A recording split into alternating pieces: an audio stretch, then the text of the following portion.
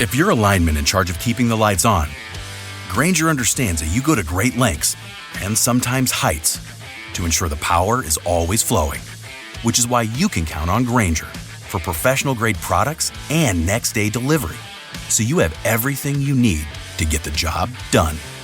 Call 1-800-GRAINGER, click Grainger.com, or just stop by. Grainger, for the ones who get it done. You're listening to Zodiac Speaking, brought to you by AbJack Entertainment. Be sure to check out some of the other great true crime podcasts from this network, including The Murder in My Family, Missing Persons, DNA ID, Scene of the Crime, Beyond Bizarre True Crime, Citizen Detective, and Campus Killings.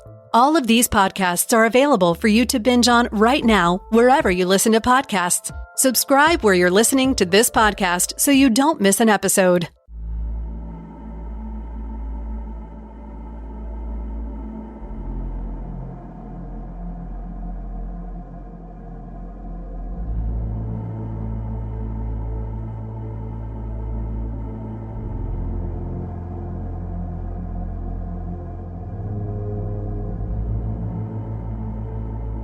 This is the Zodiac Speaking. We've got a series of questions that have been sent into the podcast, Mike, and the first series of questions are from Ed Rice, predominantly about Lake Herman Road. But his first question, he says, what is known about Daniel Williams personally, and is he still alive? What did he do after, etc.? Well, I haven't got access to ancestry records on the internet, so maybe you will know. But the current status, from what I believe, is Daniel Williams is still alive. He's age 77 and he's living in Santa Cruz. Now, you did a little bit of checking on him, so maybe you know a little bit more.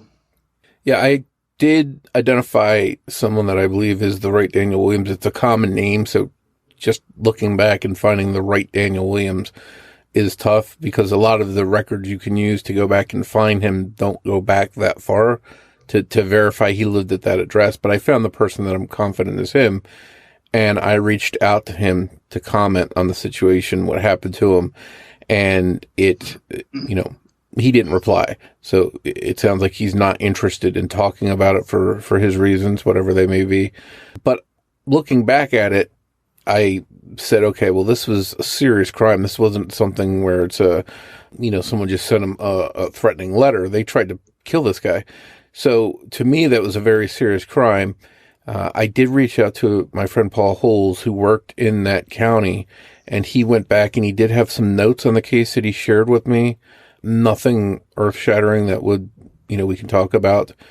But, he did seem like it was a serious crime.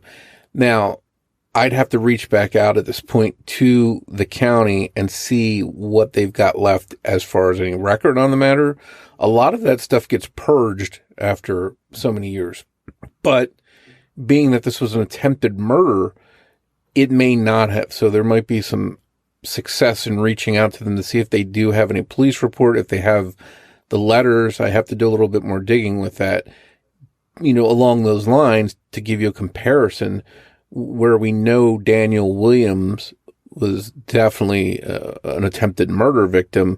We look at someone like Ed Salmina, who just got a threatening letter. No one tried to poison him. I reached out to the Novato Police Department in his case, and everything from back then was shredded because of you couldn't prosecute anyone. So after so long, the records were shredded. So it seems like we're never going to see a copy of any of the threatening letters in his case, which is, upset me a little bit. I was hoping to see this, but because there was no actual attempted murder on him, that stuff got shredded. But we might have a little bit of luck digging into what's available with Daniel Williams. So I'm going to keep that up and see if anything can come from that. And to be clear, he is still living in Santa Cruz. And did he change professions and stop being a school teacher? Those are all the things I don't know for sure because he wouldn't reply. So based on some of the details that I did find, I tend to believe he is no longer a school teacher. At this age, he may be totally retired, But from what I could gather, I don't think he remained a school teacher for his entire career. But again, unless he came forward and talked to us and gave us some details, I don't know that we would know that for sure. Yeah, back then he was 24 when he was targeted, so he would be 77 today. So I would hope he'd be retired at that age. But yeah, I would think he is. Now, to begin the series of questions on Lake Herman Road, Ed Rice asks, did Pierre Bidou ever complete a witness statement? Why wasn't his time apparently not determined as part of the timeline with Lake Herman Road? This is a red flag to me about his statements later. My answer to that would be, I haven't seen any reports from Pierre Bidou regarding his timeline at Lake Herman Road. But if his statements are correct, that he literally dropped off the drugs he seized that night at Benicia PD and then returned to the Lake Herman Road turnout, then he must have passed the turnout originally shortly after the passing of Connolly and Gasser, which is why he never saw the Faraday Rambler. If his recollections are accurate, the only way he could fail to spot the Rambler is if it was parked on the West Bank. But just because he failed to spot the Rambler on the West Bank doesn't mean Robert Connolly failed to spot it. Bidou would have been preoccupied by his drugs bust. So in summation, I don't know whether he produced any police report on his timeline that night. Maybe because he saw nothing in the turnout, he didn't produce one, but who knows? Have you got any information on that? Yeah, I don't remember. It's been a while since I looked through those reports, but I don't remember a specific report from Pierre Bidou. Doesn't mean he didn't do one, but I haven't seen one. And you obviously haven't either. I always, whenever I talk to someone on a forum post, for example, and they're arguing about something said in the 2007 Zodiac documentary that they didn't say way back in 1969 in a police report, I prefer to go by those police reports. It's the most accurate. They take the details when it's fresh in their minds. We see later on, 50 years later, things change, stories change, so I think it's clear that you go by the police reports that were documented right after the crimes happened. And again, Pierre Bidou may have filled one out. We don't see it, but it's possibly he did. And, based on his recollections in that documentary, he mentions not remembering a car there. Now, at the time, as you mentioned, they had just done this big drug bust. So they might have been, pumped up over that. They're riding by. They're talking about the bust they just made. May have been talking and just totally missed the car there. Or it could have just been out of view from the angle they were at. And that coupled with the talking, he just may have missed it. So unfortunately, we just don't know with that. Well, that's how you've just answered that encompasses the next question. It said, are there police reports available about the drugs bust? And the timing involved documented there at all? Again, I've seen no reports on the drugs bust at the cottage, and I'm not aware that anybody else has too. And I think that's the same with you, isn't it? Yeah, it's pretty much the same thing. I haven't seen a specific mention of that. Again, doesn't mean it didn't happen. There's no reason to doubt him. That seems like something that could very well have happened. One thing that sort of gets overlooked that I always thought was interesting, which we also haven't seen a report on, was this missing fisherman that night that supposedly went out to Lake Berryessa and got lost. And that was something that sort of had the police preoccupied that night. So that I always found that interesting as well. And he adds, I believe arrests were referenced at the cottage. Were the arrestees in the car with Pierre Bidou when he claims to have driven by the turnout? Who was arrested and are they alive? Well, again, it's a boring answer, but to the best of my knowledge, I only know from newspaper reports I've read in the past that 2 arrests were made at the cottage and were in the patrol car when it passed the Lake Herman Road turnout. However, I have not seen documented reports stating this to be fact. Who these arrested people were is unknown. Have you got anything to add on that one as well? Yeah, and we may be able to go back if we really wanted to dig into this and look at the Vallejo newspapers, the Benicia area newspapers during that week and just see if there was a blurb or a mention of a drug bust and who was arrested. They probably would have some of those details.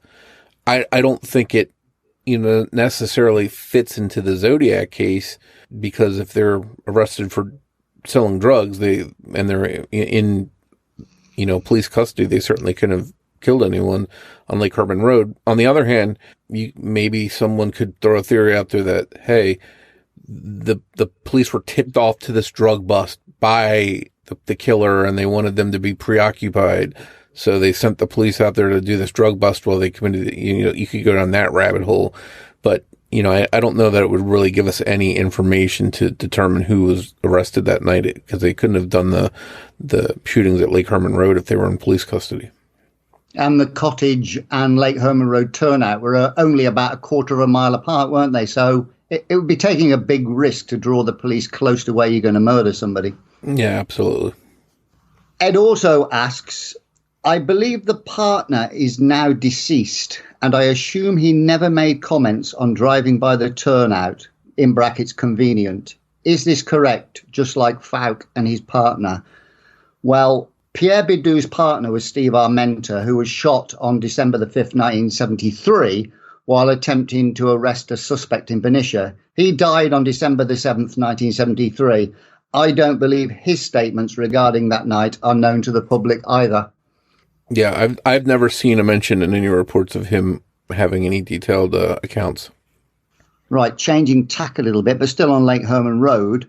I haven't heard anything about the likelihood of the direction Zodiac approached from at Lake Herman Road. With Richard Grinell's ushering across the turnout theory, would Zed be more likely to be coming from the east or the west to see the Rambler on the west position, then have to take a left to get behind it?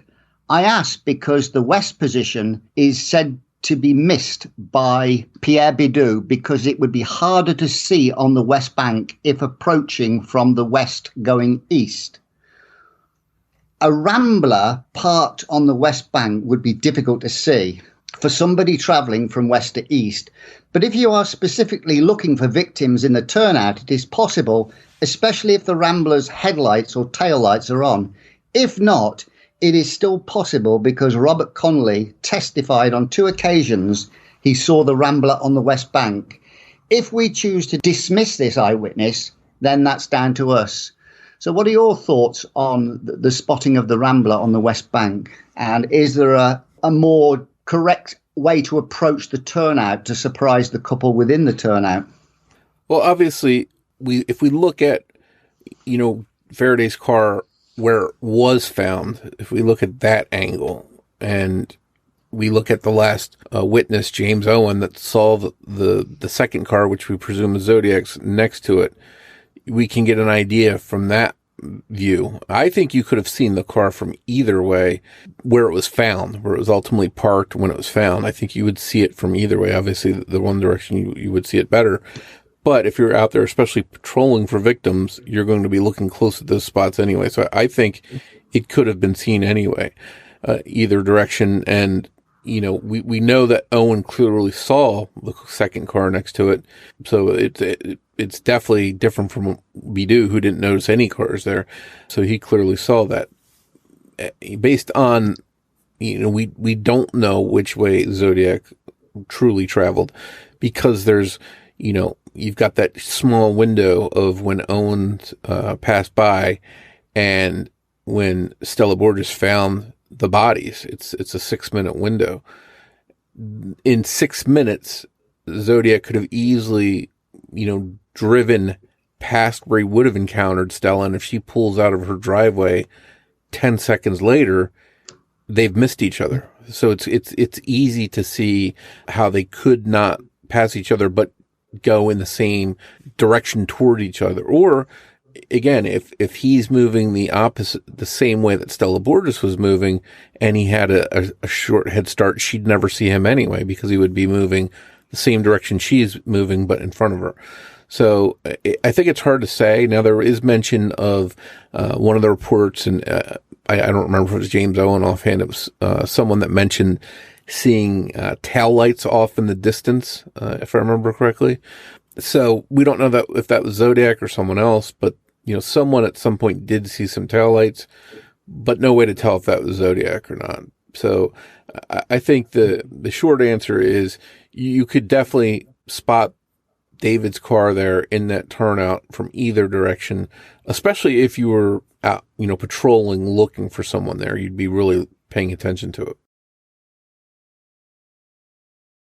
The only thing I saw in the police report was that James Owen reported a car passing him traveling to Vallejo by the Borges Ranch, or Stella Medeiros, his ranch, what you want to call her. But that's the only time I heard James Owen mention a vehicle on the road that night. And there's another, he's added a little bit here. If the Rambler was on the east side and David Faraday tried to flee, moving the car a little into the turnout for the final position, Z is 50-50 where he could have come from. But if he indeed approached and was parked by the Rambler per James Owen, then perhaps an approach from the west would make more sense, as the east approach would require turning around behind the Rambler and going by their windows very quietly, approaching while the kids were occupied. This is difficult to say. From my standpoint, because the Zodiac lived in Vallejo and probably went out to kill that night, he probably first approached from Vallejo, but he could have been trawling up and down that road between Blue Rock Springs and Lake Herman Road for many hours, searching for victims. And obviously, you don't just turn up on the spur of the moment and find your victims straight away. So he could very well have committed his crime at Blue Rock Springs on December the 20th, 1968, had the opportunity arose. So I believe he could have been going up and down Lake Herman Road in between Blue Rock Springs. And so he could have been approaching from either side, looking for victims specifically. So I don't think it really matters what direction he was traveling, because he was specifically looking for victims that night. Yeah, I'm with you there. I think it doesn't matter. As you mentioned, I wonder if the night of the Lake Herman Road murders, if Zodiac maybe went by Blue Rock Springs first. We'll never know that, but he could have gone there, then went to Lake Herman Road. Maybe on the night of Blue Rock Springs, maybe he went back down Lake Herman Road looking for victims. I imagine that spot wasn't too popular after David and Betty Lou were killed there. So maybe people avoided that area, but I wonder if he patrolled that area looking for future victims in the same spot. That would be interesting if he ever killed again in the same location, which he never wound up doing. But to your point, cruising different areas, looking for these people, looking for victims is not out of the question. And it's something that he probably did. And if he was just randomly searching for lonely retreats for victims, he could easily have committed 2 attacks at Blue Rock Springs or 2 attacks at Lake Herman Road. If he may not have found victims at Blue Rock Springs on July the 4th, then he could easily have killed a second time at Lake Herman Road. Nobody probably would have expected a second attack, because at that point they weren't looking for a serial killer, were they? No. It's again, once word got out about these murders, I think, whether it was a serial killer or not, just knowing someone was killed there in that spot, even though there wasn't a Zodiac yet, I would imagine that teenagers probably avoided the spot on Lake Herman Road and looked for other spots to park. And then when the second attack happened over at Blue Rock Springs, you can imagine that whole area in general, probably people started avoiding Lover's Lane areas, and maybe that's why Zodiac never struck there again. Maybe because he couldn't find victims there. Maybe people were just not going out after dark and parking in these locations, which made it harder for him. I will add that it's difficult for me to say what David and Betty were thinking that night, but from my standpoint, they were absolutely not parked on the East Bank.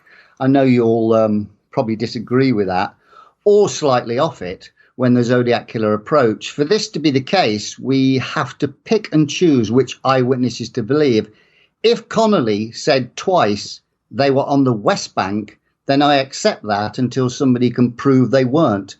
This was their last position known before the Zodiac arrived, backed up by Bidou not seeing the Rambler on the East Bank. If the couple somehow were on the East Bank when Zodiac approached, which is, I think, what you more in line with of how the scenario unfolded, I doubt they would have reacted until Zodiac was literally next to them. At least 2 vehicles had passed back and forth that night, so the couple were likely not spooked until the vehicle actually entered the turnout. Is that how you see it? Yeah, can you repeat that? Can you repeat that last part? The fact that there were Peggy Orr and Homer Orr passed back and forward, and they were in. It was quite a busy night that night, wasn't it? Bearing in mind it's such a lonely turnout.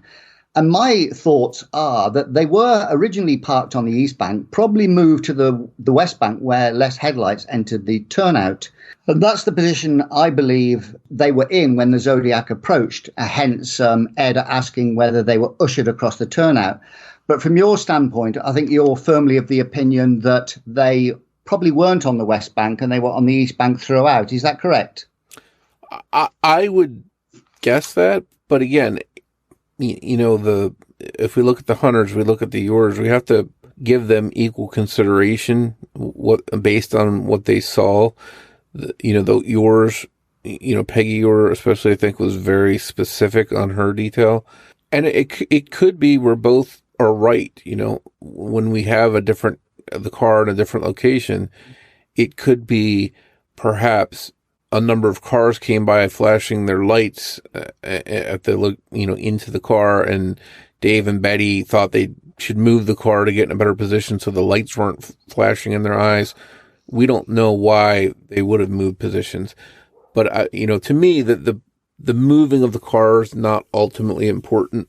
For one reason or another, they move their car. I don't think Zodiac said, "Hey, I'm going to hold you at gunpoint, go move your car in this direction," because they would have fled, I think. So I don't think that makes sense. I think for whatever reason, the car being moved, if it was done, it was because Betty and Dave were not comfortable in the position they were originally in.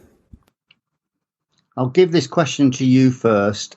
It's again along the same lines. Is the above from west approach, in other words, the killer approaching from the west, next to the Rambler on the East Bank, feasible to have been accomplished such that the kids may not have known he was there until he closed his door, or it closed, when exiting his vehicle? If I recall correctly, the seats were found reclined, and if they were laying down and making out, I think it's feasible he could have positioned the car and James Owen could have seen the kids laying down and Zed just ducks down too. Meanwhile, the kids don't even know he's there. This seems to explain how James Owen doesn't see either as he passes the turnout. It only requires Zed to make an effort to not be seen using the evidence of the reclined seat regarding the kids not being seen. So, but the point he's making, do you think it's possible that he could have pulled up right next to them without them even being alerted until he left his vehicle? Personally, I don't think they could. I don't think, even if they were laying down in the seat, I don't think someone could have pulled in there without them being alerted. It was dark there. I think even if they were down, they would see the headlights pulling in. They would hear the car. It was quiet. They'd hear the tires driving in, but they may have thought it's another couple. It's a couples area. Maybe it's just another couple sitting there, doing the same thing they're doing. So maybe they didn't pay too much attention to it. Again, we don't know. It is clear that James Owen did not see any people in or around the cars.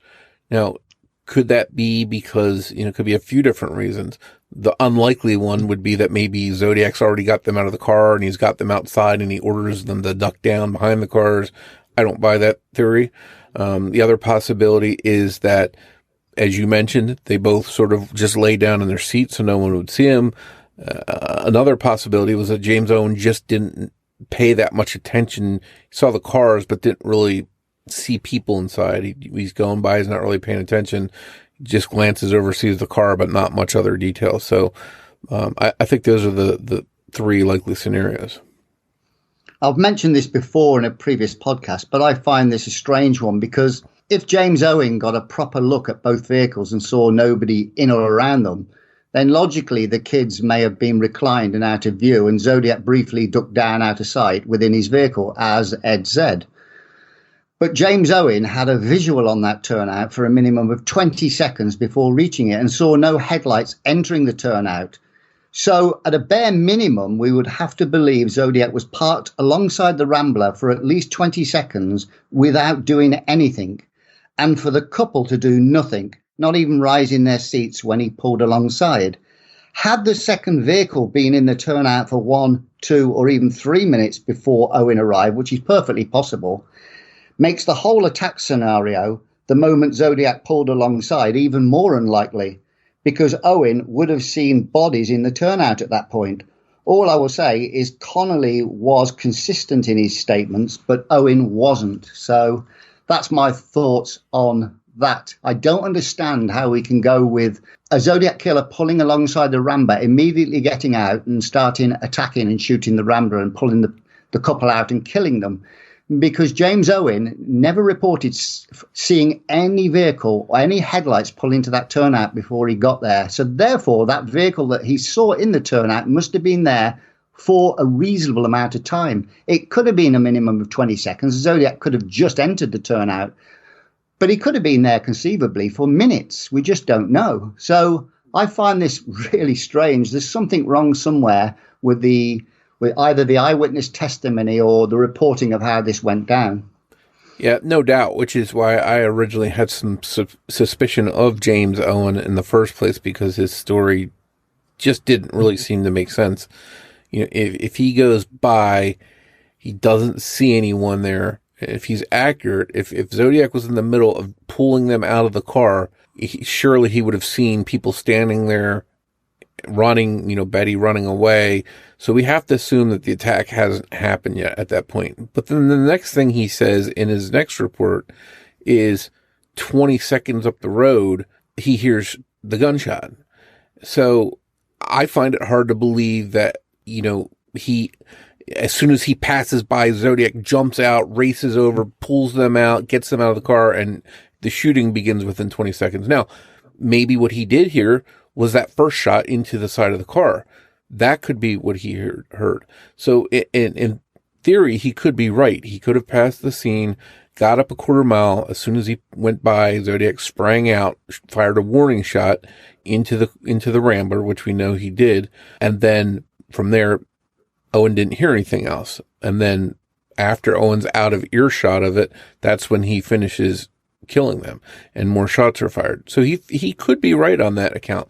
I have always found it weird that he didn't bring that up right after, the hours after he's being questioned about a double shooting, but he doesn't remember and mention hearing the shot, and he doesn't mention it till days later when he's questioned the second time. So I always found that strange.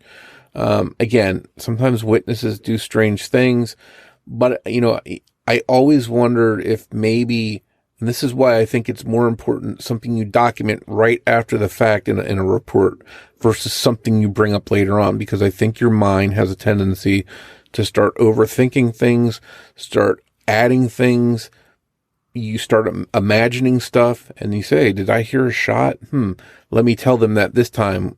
We see that in countless times when things, you go back and compare them to what people originally said, not just in the Zodiac case, but in many cases, people start adding things later on that they didn't say up front. So I'm always a big believer in you go with what's freshest in someone's mind and you take that as the more solid information. Yes, he said he heard a shot about a quarter of a mile past the turnout, which we've estimated would be about 30 seconds. You think an intelligent killer like the Zodiac Killer would have waited a little bit longer until James Owen got completely out of earshot. But it's believed he had his radio on low. So did he hear something on his radio that he misconstrued as a shot? I don't know. Maybe that's a bit far-fetched. I don't know. It could be. Now, here's another thing. So, and this has always bothered me too. If you're Zodiac and you're about to get out and shoot Dave and Betty, and all of a sudden this car comes by you, flash, and you see the lights coming, you duck down in your car to hide from them because you don't want them to see, whatever the case, to turn around and get out and shoot right away, to me doesn't make much sense. Why would you do that? You don't know if the person that just went by was a cop. You don't know if they saw your license plate, but yet he gets out and shoots anyway.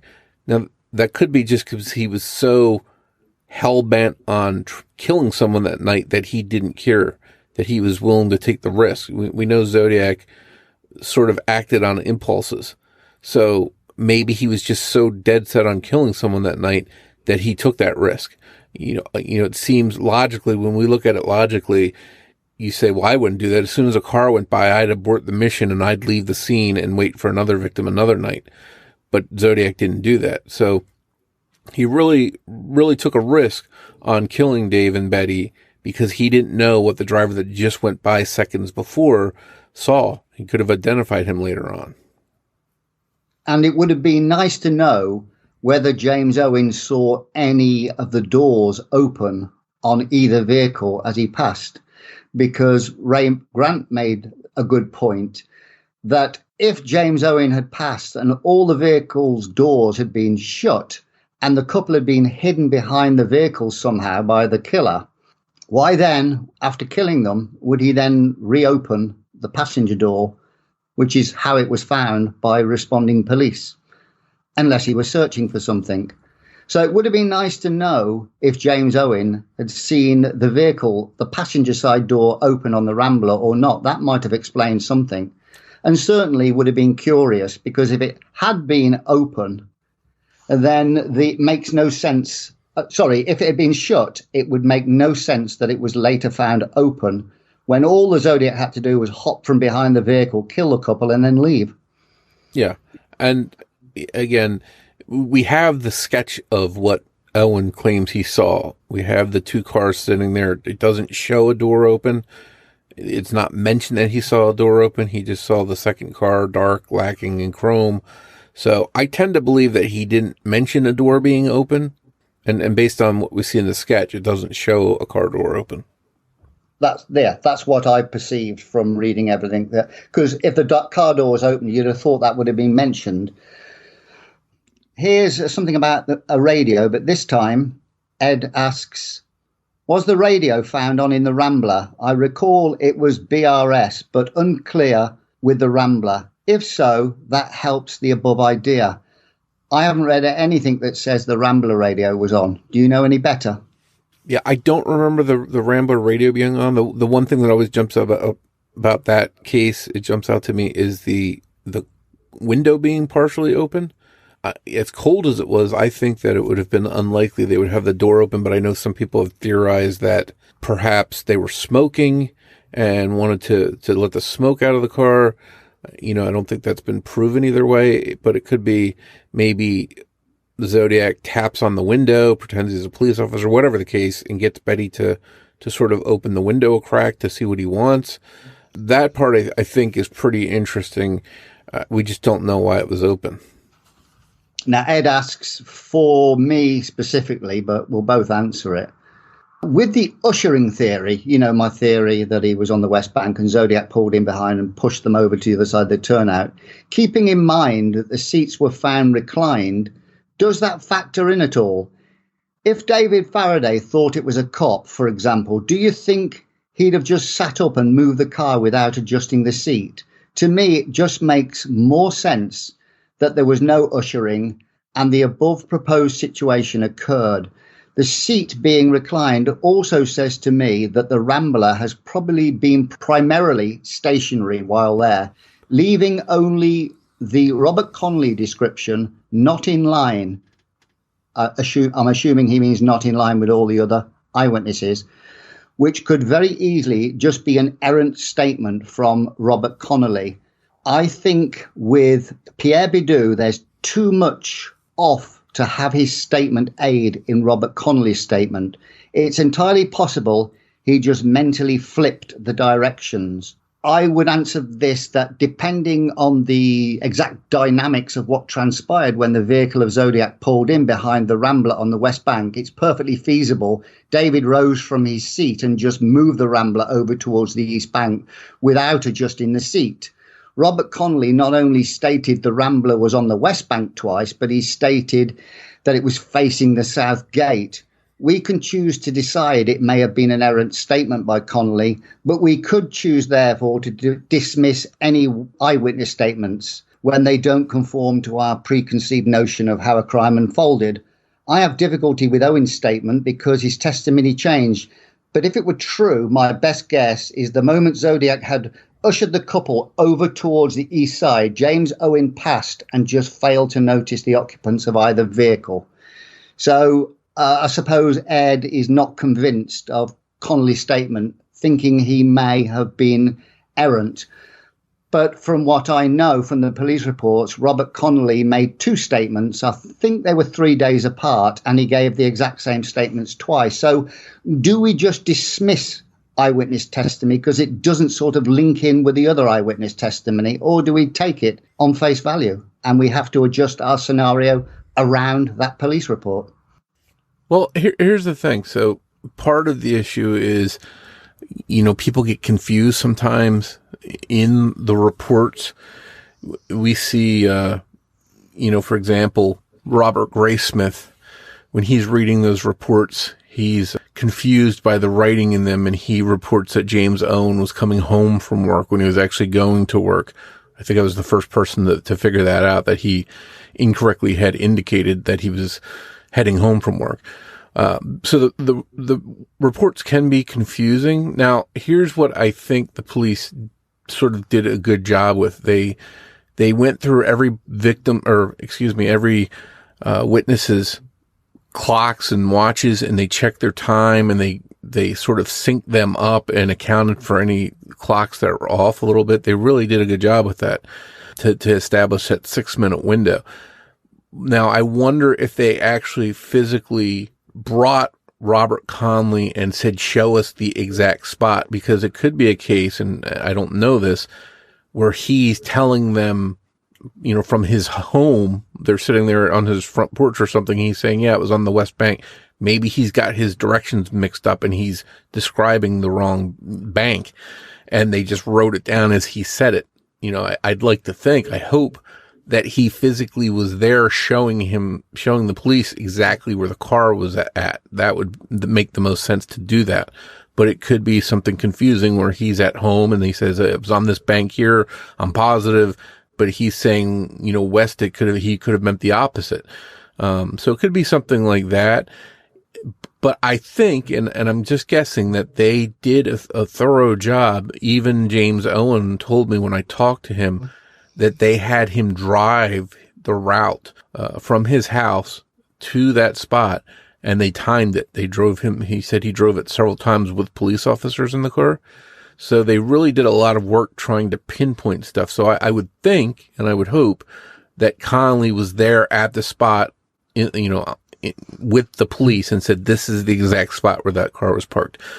But talking about something earlier, the whole reclining of the seat. I think depending on how far that seat's reclined, it's going to be hard to drive that car. If Dave, drove that vehicle and moved it to another spot, it would be difficult if the seat is way back. And if he was forced by Zodiac to move it, let's say, and change the direction of the car, I tend to doubt he could drive it like that, number one. But then would it make sense that he would move it and then recline the seat back just to get out of the car? It doesn't make sense. So to me, I'm of the thinking that seat was reclined in that position because the car was there for some point of time before the attack happened. The reason I brought the ushering theory in was because I didn't want to discount Robert Connolly's testimony just because it just suited me to dismiss it. So I tried to incorporate it into the story to get a better indication of what could have happened. Now, Robert Connolly was in that area for 2 hours, so he knew the area quite well. And although, I understand the argument that he might have got his west to east sort of mixed up, but he did say it was facing the south gate. So it would be nice to know if police, when interviewing him, asked him, put the south gate into his mind, or whether he brought up the south gate, because the south gate, in respect to the West Bank, he got correct. He knew exactly that it was on the south side, that gate. So if this came from him directly and wasn't fed to him, he seemed to know his cardinal points.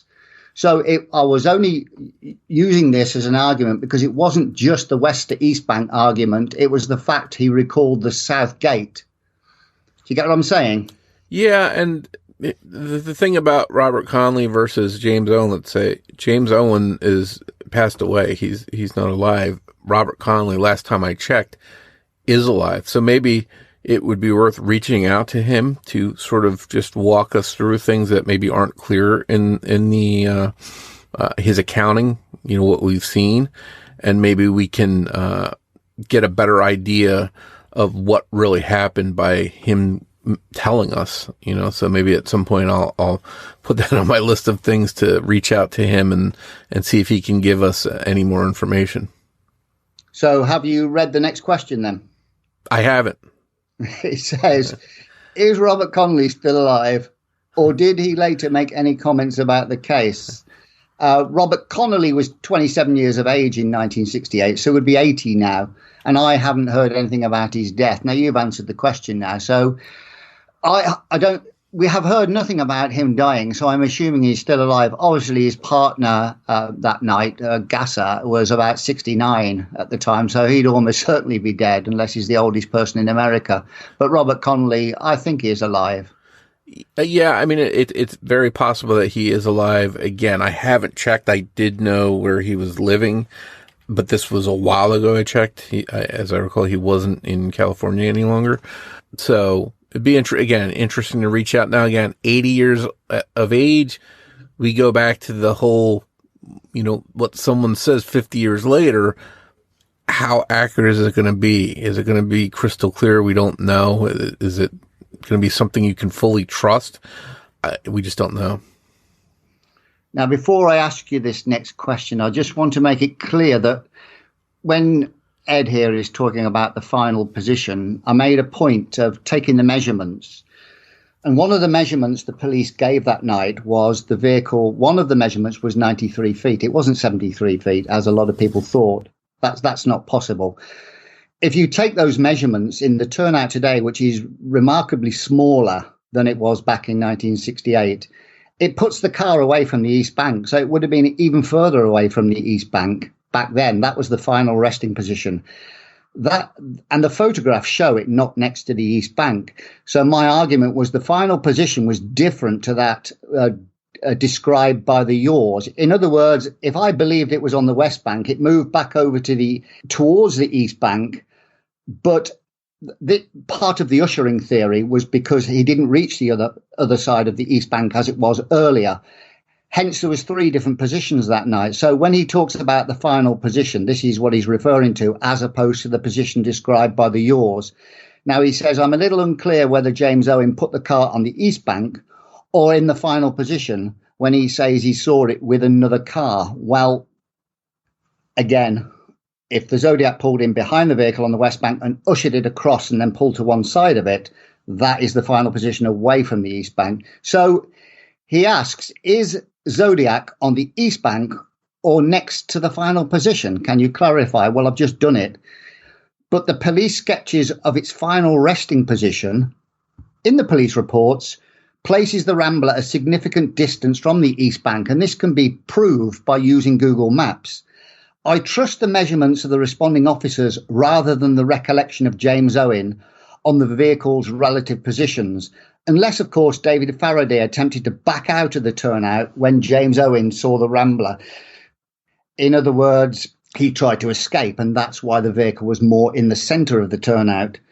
Measurements on Google Maps are extremely accurate. As you know, you've been doing this with a 50 feet at Presidio Heights.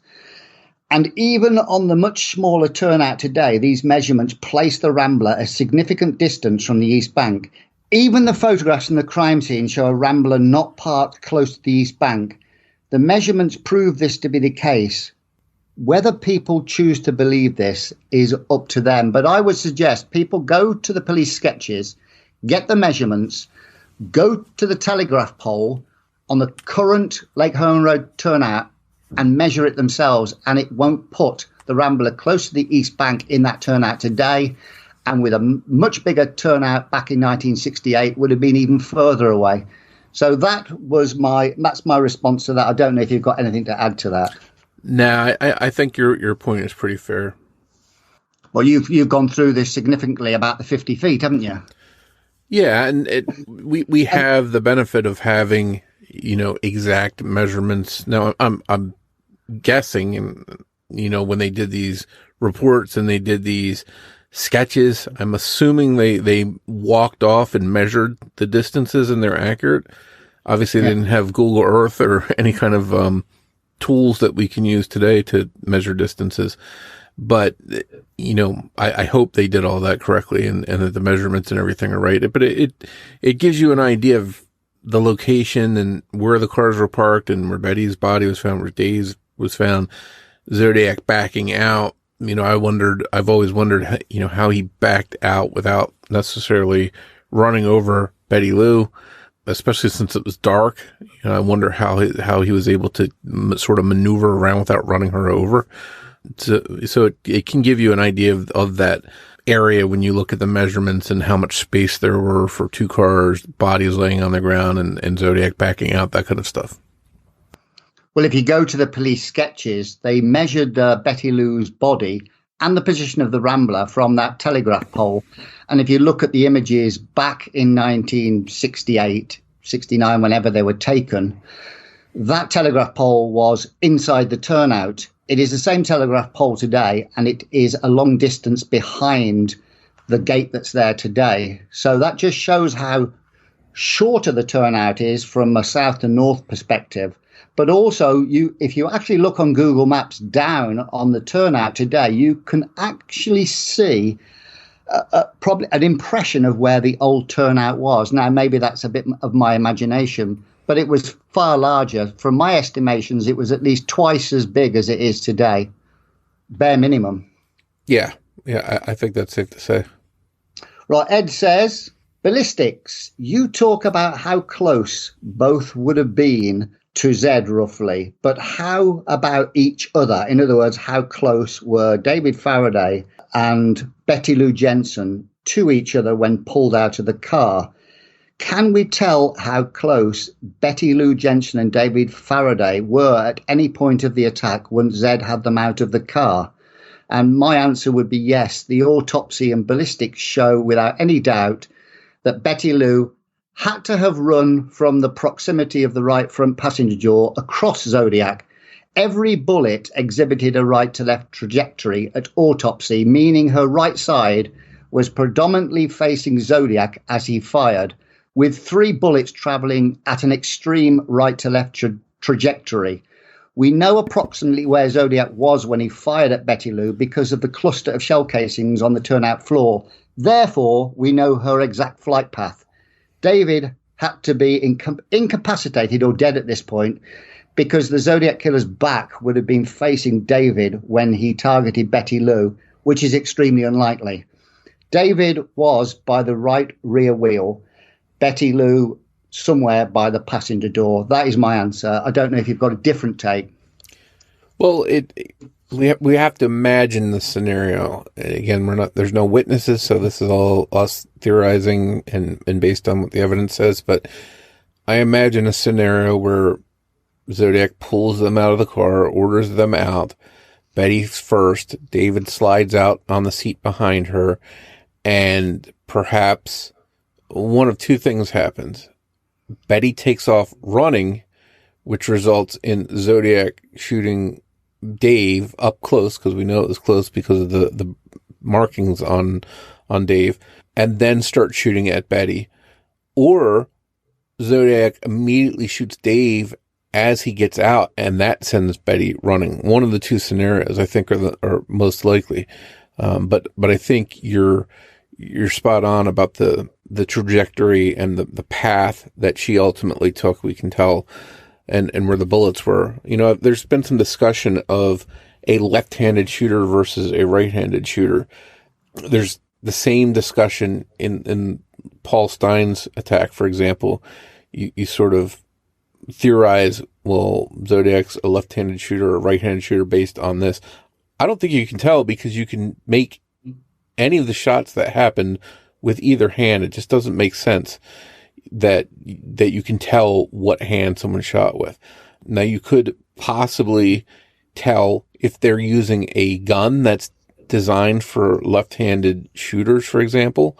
There are some guns that left-handed people specifically will get, and they eject the shells the opposite way of, the traditional gun. But in this case, I just don't know how you could even tell that. A lot of people have tried to say, well, he's got to be right-handed because of this. There's no way to tell because the shell casings, unless you can pinpoint where they came out, if they bounced on anything, and sent them to their final location, the shooting could have been done by someone that's left-handed or right-handed. So, that's one thing that when we talk about these distances in the crime scene, I think you have to sort of discount that.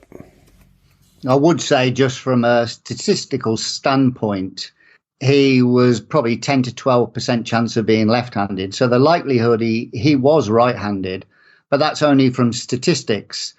If we look at, if the sketch that Graysmith did is anything to go by and truthful, and he had his holster on his right side, that would suggest he's right-handed because you wouldn't put your holster on the opposite side to your dominant hand.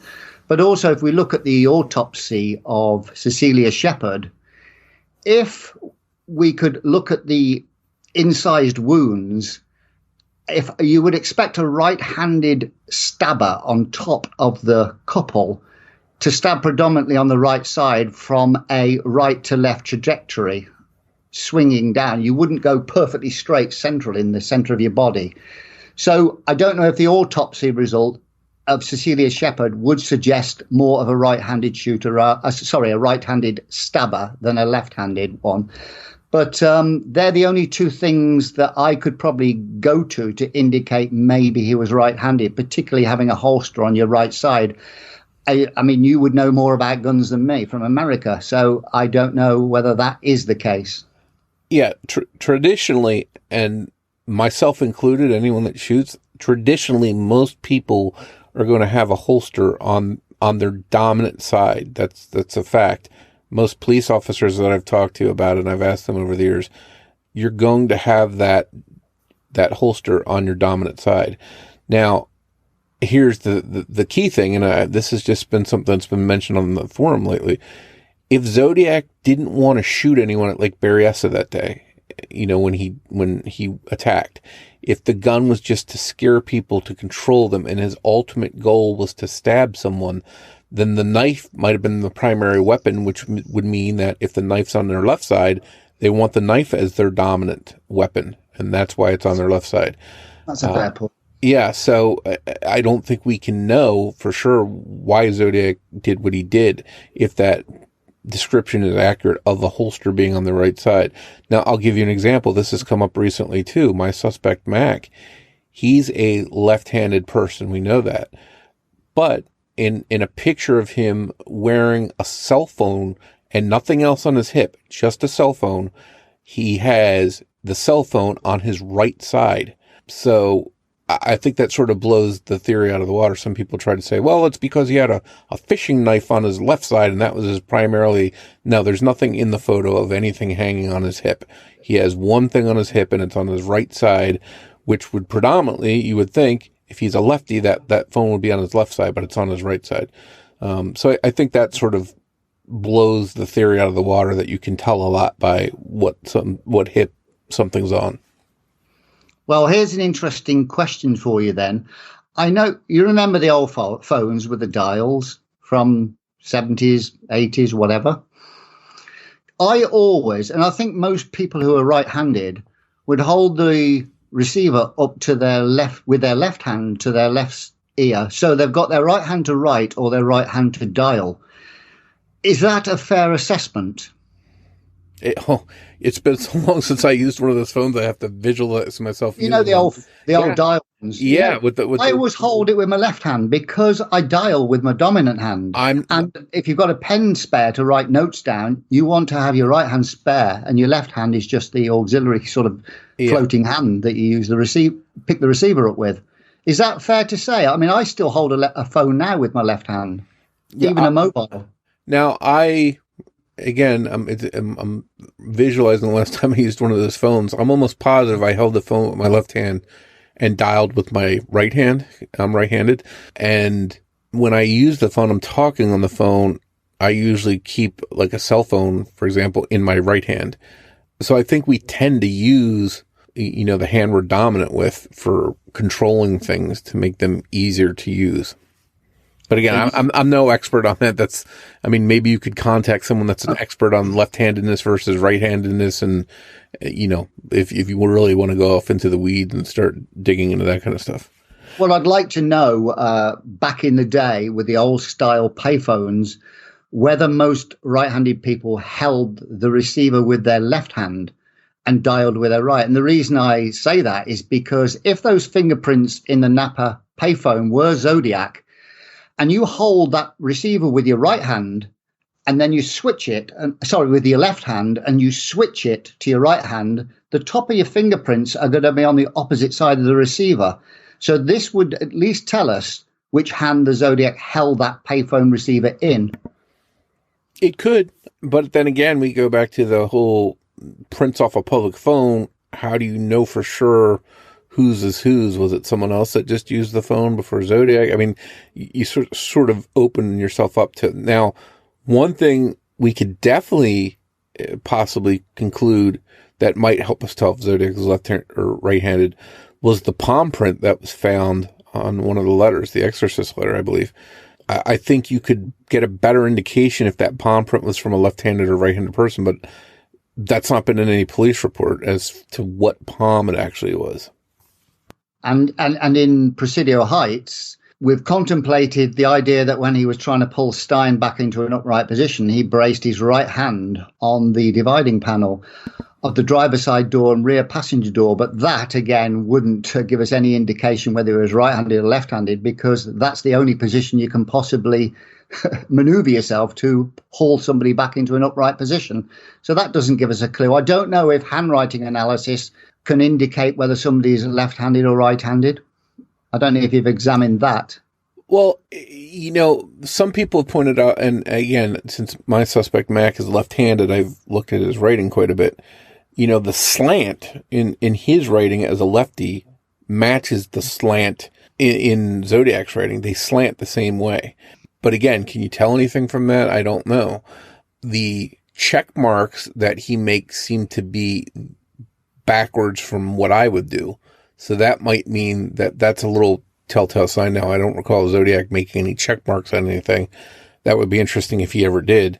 But as far as the slant, I know from just looking at my suspect's left-handed writing, it slants the exact same way as Zodiac. So, either Zodiac is left-handed or it doesn't make a difference. The slant can be applied to someone that's lefty or righty. When you're making the letter O, do you, like me, put your pen initially on the right side of the O and go anti-clockwise to complete the O? Now, would a left-handed person do the opposite? Well, there you go. This is where... then you'd see the dot on the page where the person began the point of contact.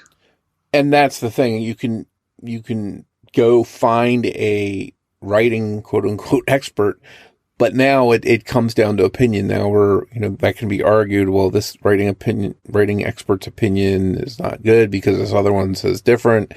It's, I think after the whole Riverside fiasco thing, it just proves that we need to rely on physical evidence, not an opinion of a writing expert. Although, again, I think it can give us some clues, and we shouldn't just discard it altogether. But in this case, and I think police are on the same page, they want physical evidence to solve this case, not handwriting, not circumstantial clues. They want physical evidence, a print match, a DNA match. I think everything else is just sort of, further down the chain. We'll move on to a question from Ed again about Lake Berryessa this time. He says, regarding Lake Berryessa not being discussed by Zodiac other than vaguely doing in the people in the North Bay area and the count changing for that month, I feel that Zodiac would have said he was not the killer if he was not the killer, much like the talk show thing. He'd have said it was a phony or something because he seemed to care about specific things and how they were viewed. He wouldn't have wanted him tied to it if he thought the costume was stupid and make him look differently than desired. I don't know why he didn't just claim it was a phony attack anyway, because Brian Hartnell survived. But I think him not claiming that makes it likely he was the attacker and ultimately satisfied with how it went down. So the question is probably, why do you think he didn't? Some people believe this was a copycat, but he doesn't, because otherwise Zodiac would have spoke up and said that wasn't him. Yeah. Do you feel that's the case? I think that makes sense. I would say the Zodiac was linked to many crimes, many of which he never commented on at all. I think the Dominguez Edwards murders were mentioned in about 71, weren't they? And he never connected himself to that either. And He certainly could have. I don't believe he wrote a letter detailing the crime, because this was his only canonical attack thus far when a victim gave a comprehensive account of what transpired that day. Brian Hartnell did Zodiac's job for him, including detailing the costume. So I don't know personally what Zodiac could have added that Brian Hartnell didn't. Yeah, he did give plenty of details, and people said, why didn't he respond and give more details? I think police had everything that they really needed from Brian. Here's one for you, Mike, because you've contacted somebody recently. He said, are the girls that saw the unidentified man still alive and their names known? That's the 3 girls from Pacific Union College at Lake Berryessa. I know you spoke to the kid that was with his father. I'm wondering about the girls and whether they ever later commented on the case. So you can add you got in contact with David, I think, wasn't it? Yeah, I was in contact with the dentist's son that's in the report, which I posted. I shared that on, I think on my site and on Tom Voigt's forum. If people want to go back and just look at the gist of that conversation, just to touch on him real quick. The key takeaways that he saw were that Zodiac, or I don't want to say Zodiac, the guy that he saw, let me rephrase that, was sort of uncoordinated, having trouble navigating the ground, seemed to be out of place. That was his takeaway. Seemed to be out of shape, not physically fit and able to move around well. Those were his key takeaways, but he did say that he was not close enough to give a full, detailed description of his facial features and things like that, but just his overall movements and his general feeling of the guy was that he looked out of place because of he just didn't seem like someone that could be out there maneuvering well. But when we flip over to the girls, I did have contact with one of them. I posted that information as well, on Tom's site. People can go over there and check that out. Her description based on what was detailed in the reports. One of the girls, and again, I reached out to a few of them. I did have contact with one. She sort of reiterated what she saw in the report. What she stated in the report is what she told me. And as I recall, she said she has been contacted in quite a while about that, any official capacity of re-looking at people. I sent her pictures of my suspect, and I don't recall her recollection of him versus if she dismissed him or whatever it was. But I think at this point, though, she added that it's been so long, she's not super clear on things. But again, this is the issue when you go back and talk to someone that saw something 50 years ago. Their memories fade. They make changes. Things, in their mind are not as clear. So I always go back to the early reports and go off that. It seems like the man that they saw, the 3 girls saw, was physically fit. He was 6'2". He was a good looking guy, they said. We look at that, we compare that to the dentist, the dentist's son. He's not physically fit. He's having trouble maneuvering the area. He looks out of shape. So in my mind, I conclude these are 2 different people. But again, this is just one of those things we're really never going to know the answer to that. Do you view Dr. Rayfield and his son's sighting and the three girls from Pacific Union College with equal skepticism, or do you think one is more likely than the other to be Zodiac, or not at all? Well, if out of the two, I would think that the guy watching the girls was not Zodiac because, again, physically fit, good shape, over 6 feet tall. We look at the Zodiac's actual description, the guy that we know was Zodiac, described as 5'8" to 6 feet tall. He's got a belly hanging over his trousers. Those are the exact words coming from the police report. He looked, Brian has said he looked out of shape, looked bulky, looked heavy. So that lines up more with what, Rayfield saw with the guy that he saw, sort of fits that description more than the guy that was watching the girls. Now, could the guy have been watching the girls have been Zodiac? His clothes were sort of similar, but his physical description just doesn't match. And at the end of the day, I personally believe he was just a guy, maybe a little bit of a creeper watching some girls sunbathing. It might make him a little bit creepy, but it doesn't make him a killer. But, since he never came forward, since he was never identified, it sort of is a mystery lingering to this day. Now, Brian Hartnell said he was a poor judge of height. The three girls mentioned the suspect being about 6 foot, 6'1", which is a little bit tall from what the eyewitnesses said at Presidio Heights, etc., and Michael Mageau. Couldn't it be just a simple case that the three girls were just a poor judge of height as well? Well, it could be, but the fact that all three of them said he was over 6 feet tall. From their standpoint of elevation, because we've always spoke about elevation and looking down at a suspect, say at Presidio Heights, but here they are lying flat on an incline looking up at a suspect. Well, that's the bad thing about this case overall, because you have, you go one by one. Mike Mageau is seated in a car. You look at the girls, they're laying down. You look at Hartnell, he's a poor judge of height because he's extremely tall himself. You look at the Presidio Heights witnesses that first saw Zodiac from up elevated.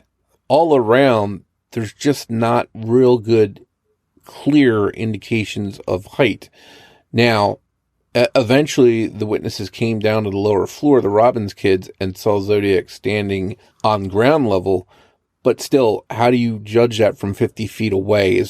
How did they determine, did they, police go back and say, okay, how far over this roof of this cab was he about? How, in relation to that stop sign over there, was he shorter than that, taller than that? So these are the things we really don't know. But, Donald Falk is sort of an enigma to me. He's driving around looking for a black male, which fits the description of who he's looking for. Yet he sees this white guy, never slows down. He slows down, but he doesn't stop. And he's able to later on supposedly give this guy's complete description head to toe is just baffling. The fact he's in a car moving and looking for a black male, but he somehow can describe this guy right down to the shoes he was wearing. I've always found it an issue with that. And I've always found an issue with Falk waiting a month to come forward and send that memo that he did a month later. If he was, doing good police work, you would document that night and say, oh my gosh, they just corrected this description. I just saw this guy. Here's what I saw. Here's what he looked like. Let me do a sketch. I can give you good details. That didn't happen. He didn't participate in the composite sketch creation. So evidently, I would think that maybe the police sort of dismissed it as him not coming forward soon enough. We'll come back to Donald Falk in a while when we talk about your suspect. Right. Oh, Ed again asks, has Brian Hartnell commented about Deer Lodge more recently, and his thoughts now on whether it was Deer Lodge or suggested to him?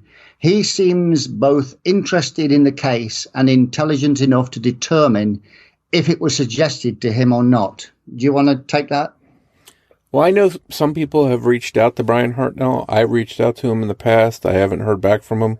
Some people have had luck interacting with him. I don't know what his thinking is. I haven't seen anything posted about his recent memories, that kind of thing. But again, for me, I go back to, am I going to trust everything he says 50 years later, or am I going to trust what he said in the early reports? For me, I'm going to rely on what he said in the report. So the mentions that we see in the reports are what I go by when in regards to what Hartnell remembers or knew. I would also say I've seen nothing about him speaking recently about the crime. He couldn't recollect the prison name in 1969, so I doubt asking him in 2022 is of much use. It wouldn't be reliable, as you stated. What he said back then is more important than what he would say now.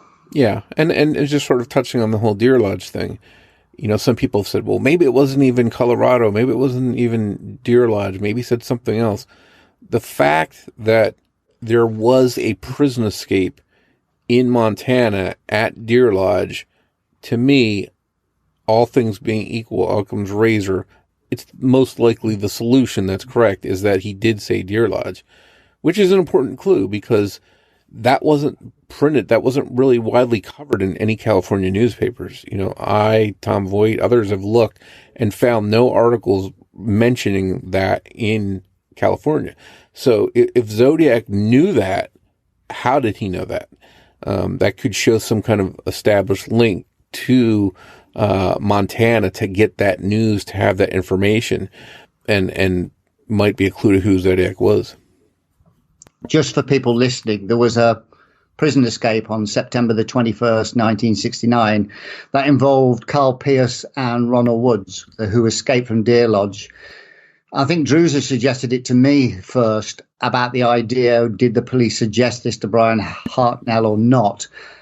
I suppose that's possible, but it's equally possible it was mentioned by the Zodiac rather than planted in Brian Hartnell's mind. So I know you're of the opinion that it was more likely not planted there by police, and this was brought up by his own volition. Is that fair to say? Yeah, and just I'm trying to visualize the various descriptions in interviews with Hartnell.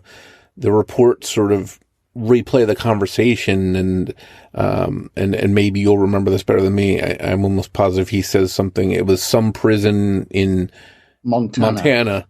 So to me, that wasn't planning that in his mind. That's him saying it was some prison in Montana, something lodge, something, 2 words. So to me, that's the most obvious answer. We're looking for a prison in Montana. And since there was a prison escape in Montana, to me, I put 2 and 2 together and it makes 4. And I'm perfectly happy that he had the right place, and it is Deer Lodge. If Zodiac brought up this thing about an escape from Deer Lodge or Montana, then it's likely he concocted the story about being an ex-convict from Colorado as well. So I would ask, if this is true, why did he choose Colorado? If this recollection by Brian is also true, because that was mentioned in the police report as well, wasn't it? Well, that's the thing. I don't, and maybe you're going to have to clarify this for me, because I don't see Colorado mentioned in there. Is it mentioned in there? Yes, Sergeant William White mentioned that this is what Brian Hartnell told him. Okay, so now it is secondhand off Sergeant William White, but nevertheless, that's what he said. Well, and that's here. Now, here's where we go into an issue. So let's say Hartnell says Montana and White remembers it as Colorado, and there's a mistake. There's the report. In the one I'm visualizing, where they're putting down in the print version of what was said by Brian in the interview, he said some prison in Montana. He didn't say Colorado. He said Montana specifically. Something with 2 words, and that's when the cop, according to the notes, suggest Deer Lodge. So to me, Brian was certain that it was Montana, whereas if the other officer says he says Colorado, that's sort of a second-hand information. There could have been something lost in translation there. But as we've said before, it could have been both, because an escapee from Deer Lodge is not the same as an ex-convict from Colorado. He could be both. Well, that's true. Or he could have made up both. They're not contradictory to one another. But here's the key difference. there wasn't a prison escape in Colorado at the time. So to me, the most logical answer is the closest. Deer Lodge. Yes, I mean, being 6 days before is certainly worth investigating, isn't it? Yeah, just the fact someone would randomly pick out a prison escape in Montana, of all places, in Deer Lodge, and there just happened to be a prison escape there, to me, it's too much of a coincidence. I think the most logical answer is he said Deer Lodge. Well, that's the end of Ed Rice's 4,000 questions. So... Thank you, Ed. Thanks, Ed. So we'll move on to Wes Ray, who asked this question. I'm not trying to suggest that Zodiac is responsible for all the non-canonical murders and crimes he has been linked to by researchers or has claimed responsibility for on his own. But does the fact that nearly all of them are still unsolved to this day ever cause you to pause and reconsider that some or all of them could actually be authentic Zodiac crimes? I mean, the odds that he would randomly choose crimes to link himself to that would still be unsolved some 50 years later has to be astronomical. Well, I'll say I don't agree with that at all, because the Zodiac effectively claimed or insinuated his involvement in the Snoozy and Furlong murders for nearly 2 years.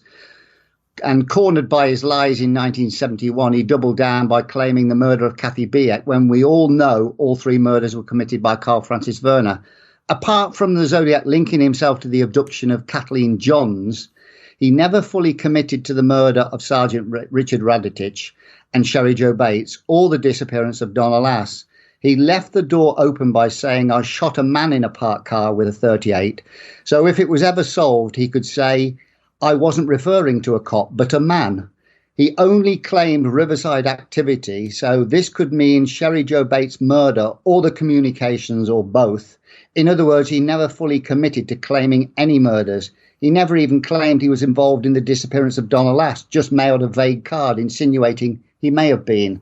So he was never taking any risks whatsoever by unequivocally linking himself to a murder by name or details only known to him and the police. So I don't think he outright claimed any crimes.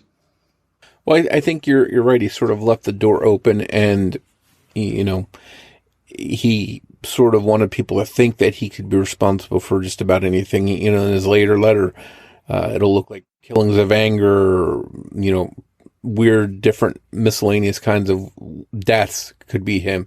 Almost like he wanted people to think, hey, if someone died from a heart attack, it could be Zodiac. He wanted people out there to be thinking about him and wondering what he was doing next.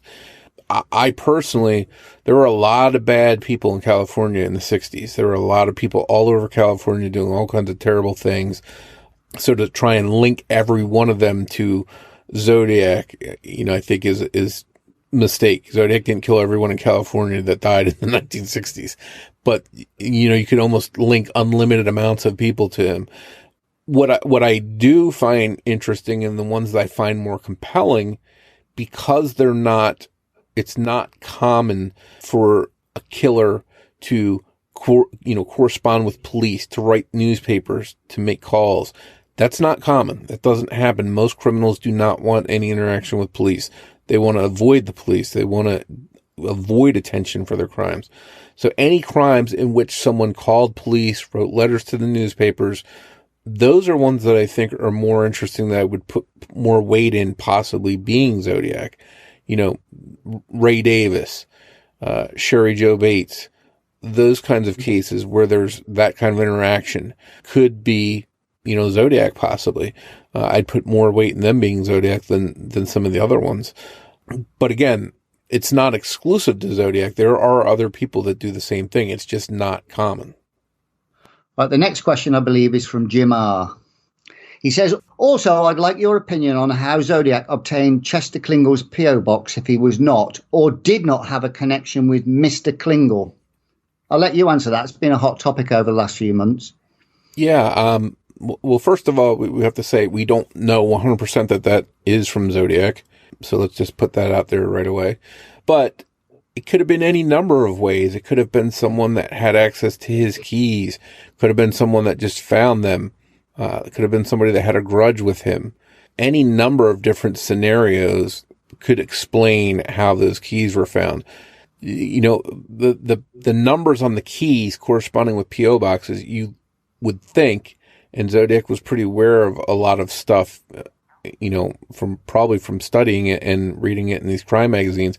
He probably had to think that those keys would be tracked back to someone, back to an owner.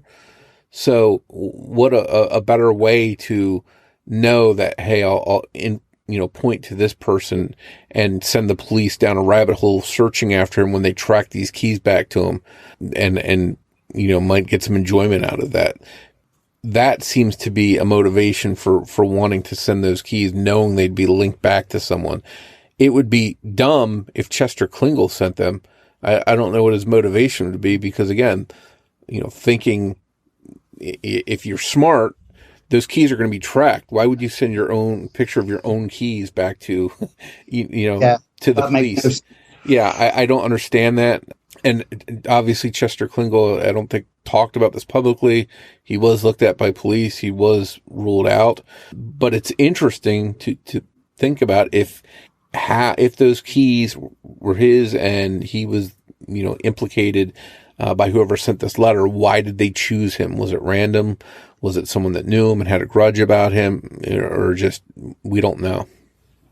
But to be clear, you cannot find post office box keys on the street and then go to the post office and ask the identity of who they belong to, can you? No, that's a good point. If I walked in with keys and just said, hey, I found these P.O. box keys laying on the ground in the parking lot, because I have a P.O. box.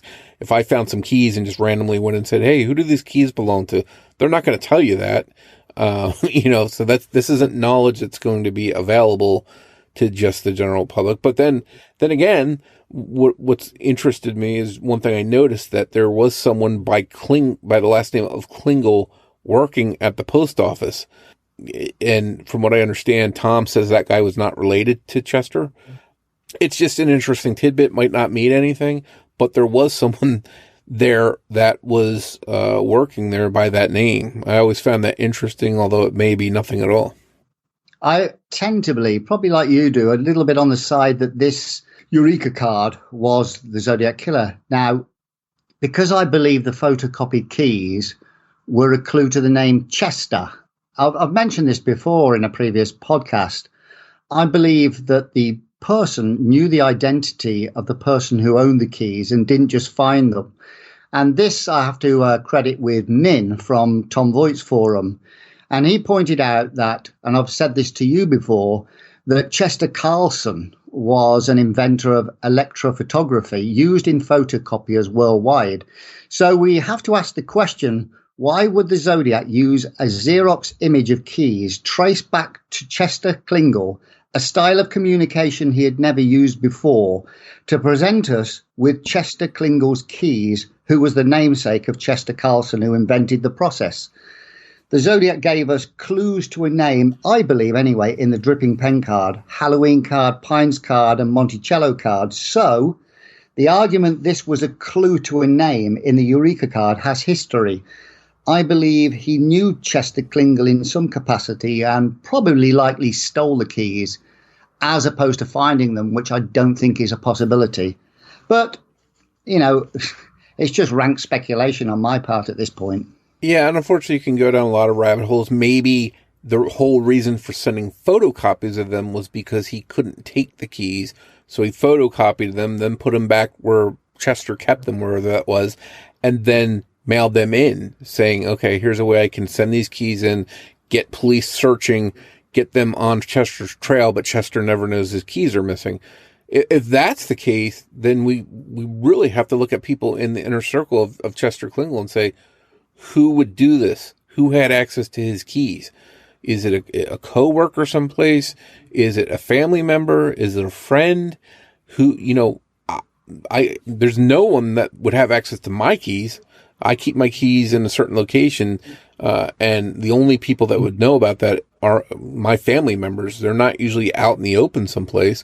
But could it be Chester sat his keys down at a restaurant one day and went to the bathroom, and Zodiac raced off. And I mean, you could go down endless rabbit holes of speculation of how Zodiac could have got a copy of those keys, or whoever, again, let me rephrase, whoever mailed this letter, not assuming it's Zodiac, could have gotten the keys in some other way. But, it's an interesting point. How did this person have access to the keys? Because whoever mailed it, if they had the full set of keys, could have just mailed the entire set of keys in a package or something to the police, or to the newspaper to take credit for it. We just don't know. And unless that person's ever identified, we may never know. And why wouldn't he just photograph the keys with an Instamatic camera so it can't be traced anywhere and just send it that way, which is far easier than mucking about photocopying things? Or if the keys were the message and not the numbers, he could have just drawn a couple of keys like he did on many of his communications, or pasted something. But he chose deliberately to photocopy it. I do like the Nin suggestion, but of course, it could be coincidence again. But I don't know how rare Chester is as a name in America at that point. So for him to be the inventor of this process and have the same first name as Chester, which ties in with the keys. And like you said, there's no way Chester Klingle will send. The only way he would send an image of his keys into the police is if the numbers cannot be traced directly back to him, because it makes absolutely no sense. Yeah. And then also, if the person that mailed this wanted police to think that Chester was Zodiac, why not just send an anonymous tip? Chester Klingle is the Zodiac. You need to check him out. And then the police could have just followed up that lead, as opposed to some random keys and having to track them down and go through the whole process. Well, have you read the next question? I haven't. Do you want to read it? Where is it? Do you have a... Vigo on Twitter. Okay, let me see. It's a good job it's the last podcast, isn't it? Yeah. For a while. Is it, did you send me a copy of it, or is it the one I sent you? Yeah. Do you want me to tell you what he says? Yeah, just you can read it. He said, I'd love to hear Richie's thoughts on Mike's suspect, and also if either of you have any other suspects you feel could be him. Yeah, I'd love to hear your opinions. Well, you know my opinion on it, don't you? Yeah, but you can share it with listeners. All right. This is what I'll say. And this is what I've always said. So this is, while I have continually said I have nothing against people searching for suspects using the internet, I don't like the methodology of suspect chasing. I would say and I said this to Ned the other day, if this was a reliable technique, everybody should have arrived at the same suspect. But there are hundreds, if not thousands, of persons of interest in the Zodiac case. I am sure that everybody prides their technique of being better than everybody else's technique, and would have to claim this, because if they didn't, they would be arguing for somebody else's suspect. Now, I've always preferred, as you've done, Mike, the technique of discovering the most likely anchor point of the Zodiac killer through geographic profiling and going from there. While I would only say 70 to 80% chance, I tend to believe the Zodiac lived in Vallejo and possibly within a 10-minute walking distance of the Vallejo payphone. I can't say that for certain, but that's my estimation. So I think you are correct in focusing your primary attention there. And if it doesn't turn out to be Mac in the future, which I know you're confident of, then I would stick with the principle of searching that area. Now, while there are some interesting aspects to your suspect, to me, the biggest stumbling block, which I know you disagree with, is his age of 23 in 1969. And for me, that doesn't totally rule him out, but makes him highly unlikely, in my opinion. It is, of course, and I think Mike Rodelli pointed this out, more important of how old the killer looked in 1969 and not how old he actually was, because people age differently. But to me, the three sets of eyewitnesses at Presidio Heights giving an age of about 40 is the biggest negative point to William Andrew being the killer. The biggest difference, I know you've had a discussion on this on the forum recently, and it's centered around Donald Fouke.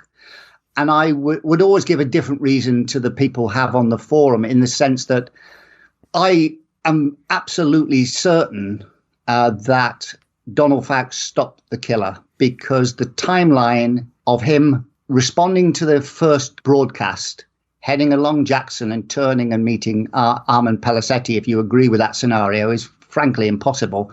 Armand Pelisetti could never get to that point in that time because it would have only been about 90 seconds. So that means Donald Fouke must have gone somewhere else away from the crime scene to which he should have been responding. And therefore, the most likeliest scenario is Zodiac directed him away from the crime scene to prevent him going to the crime scene, discovering the murder, and so he'd get away clean. That's my opinion. The timeline doesn't make any sense. That's why, even though Donald Fouke's statement was a month later, I believe the timeline proves he had to have stopped the killer. I know you disagree, but that's fine. But what I would say on the discussion on Tom Voigt's forum, I've analysed all the suspects, even Richard Gaikowski. But what I would say is I look at him, I analyse the things. There's one good thing about him and the rest I'm not convinced about. But what I do is make my opinion known on that suspect, and then I leave it and let other people get on with their interest in that suspect. I don't continue to argue against the point ad infinitum, which quite frankly is a bit boring.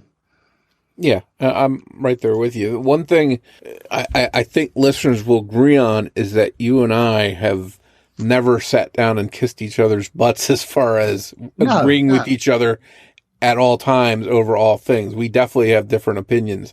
One thing I do want to point out is that Mac was 24 in 1969, not 23. But sorry. I look at, again, you hit on a key point. Age is determined by what someone perceives, not necessarily the actual age. So if a prime example, someone just posted on Tom's site, Andrew, the other day posted some high school senior pictures from, I think it was 1970. And if you looked at it, I think most people would tell you that the seniors in these pictures look like they could be 30 years old. That's just the look of the time, the clothes, the style. It made them look older. And you can go find these on Tom's site right now and find that post and look at these pictures. And I think most people are going to agree that those people look a lot older than 17, 18 years old.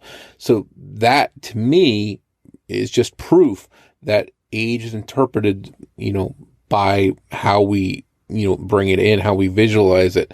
Looking at those yearbook photos, I bet you those same witnesses would have said these people were 30 years old, 25, 30 years old, when they were 17 or 18. So to me, I'm not hung up on the age. I go back to Mike Mageau. Mike Mageau said the guy he saw was 26 to 30 years old. Mac was 25.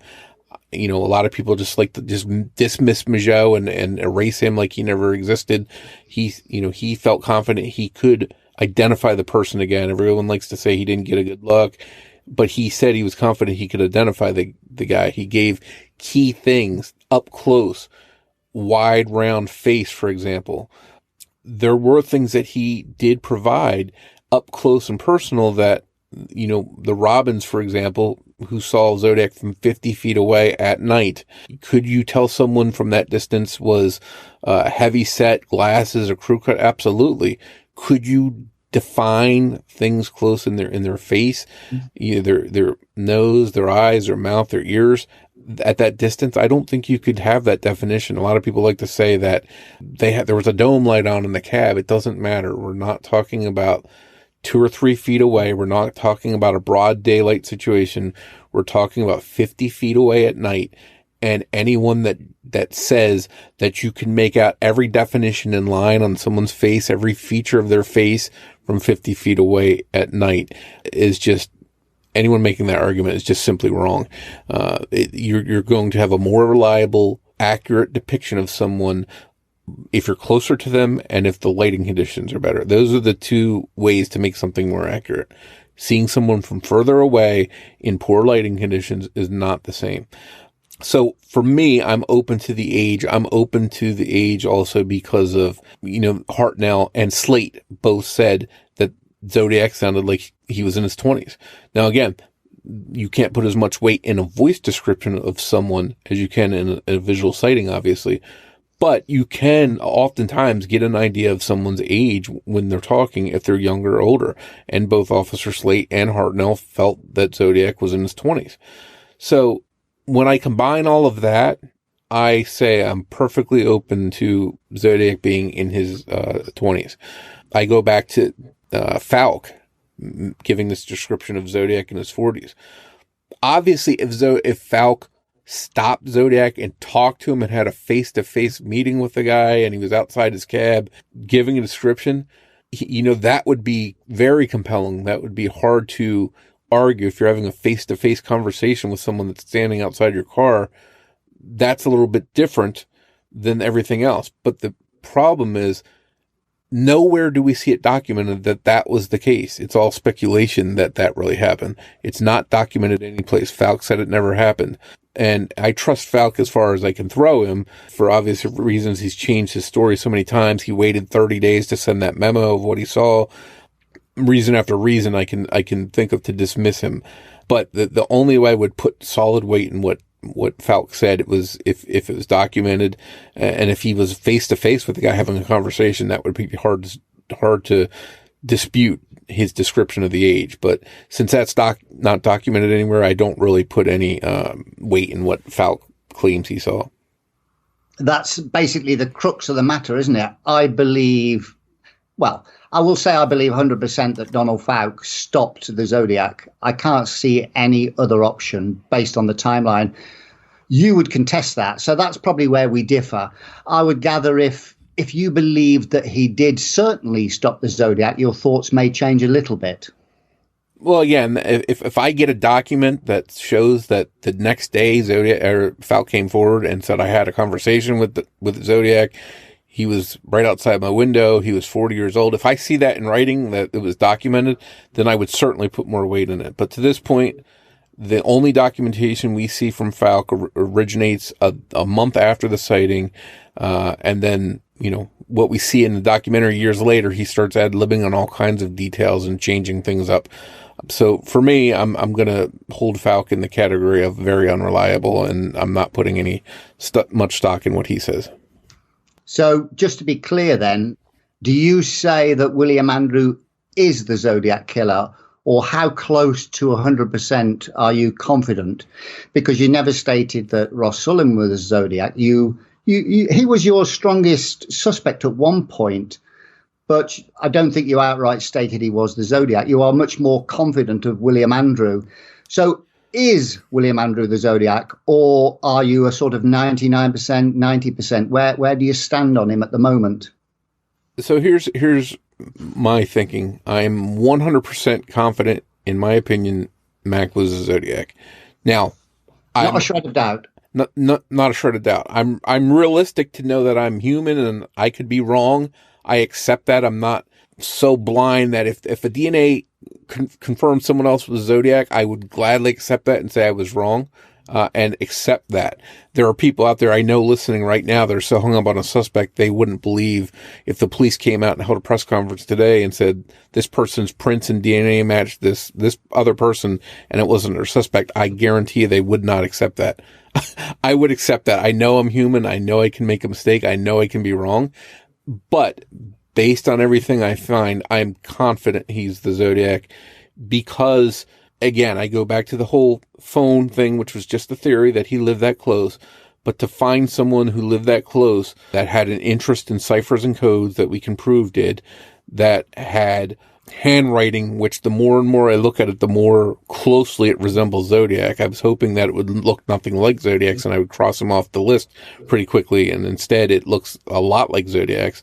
The fact that he had a property in Eureka where this letter was mailed from that we think could be Zodiac. The fact that his major life events line up with Zodiac's pauses and starts in communications. When I take all of this collectively together, to me, the most logical answer is that he's the Zodiac. He fit the overall description of Zodiac. He was 5'8". He was heavy. He had a round face. That is the overall description of Zodiac. And again, we can debate on the age of what Zodiac really was. Physically, as far as height and weight, he's right there. He's 5'8", 200 pounds with glasses. So for me, it's the most logical answer that someone that has an interest in ciphers, has handwriting which looks so close, who lines up with so many other things. To me, it's clear in my mind that the odds of all that lining up just don't make sense that it would be someone else. But I'm also a realist. I know it's going to take fingerprints or DNA linking to Zodiac to confirm that. So until that day happens, I will sit back confident that I'm correct. And if I'm proven wrong, I will own up to it and say I was wrong. Someone else is the Zodiac. If I'm proven right, I will take a victory lap on some of the trolls for sure that have enjoyed their attacking of me. And I'm sure if I'm proven wrong, they're going to come out and take another victory lap over me that I was wrong. So again, I have a reputation I'm staking on that I think I'm right in this instance, and I hope time will tell that I am right. And I hope if I'm wrong, I don't care. I just want to know who it was. I want the case to be solved. I want DNA and genealogy to come out and confirm who the Zodiac was so this case can finally be solved, no matter whether I'm right or wrong. And just for those people that have reached out and asked, although Rich and I are going to step back from doing the podcast, I do plan on releasing something here in the near future about Mac more in detail. People have wanted to know more about him. They've had questions. They've wanted me to, answer certain things. So I do plan on releasing an episode in the future about Mac that people can stay subscribed here and listen to. You first found Mac by searching for people that lived close to that payphone, because you've always, for many years anyway, argued that the Zodiac may have possibly walked to that payphone. And that's how you discovered Mac. That's fair to say, isn't it? Definitely. So subsequently, because you found him, you found all this other stuff.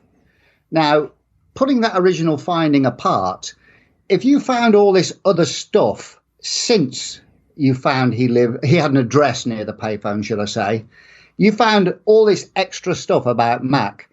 If all this other stuff you found, but you went back and flipped and Mac actually lived in Fairfield, would you still be as strong on him now if you took the address element away? I'd be interested in him, but to me, I still think whoever Zodiac was, Mac or someone else, they lived in walking distance of that phone booth, because it's the only thing that makes logical sense. After Blue Rock Springs, Zodiac drives away. It takes 10 minutes to get to that phone booth. If he's going to make a call on his way out of town, he's going to stop at that phone booth, make his call, and drive on out of town.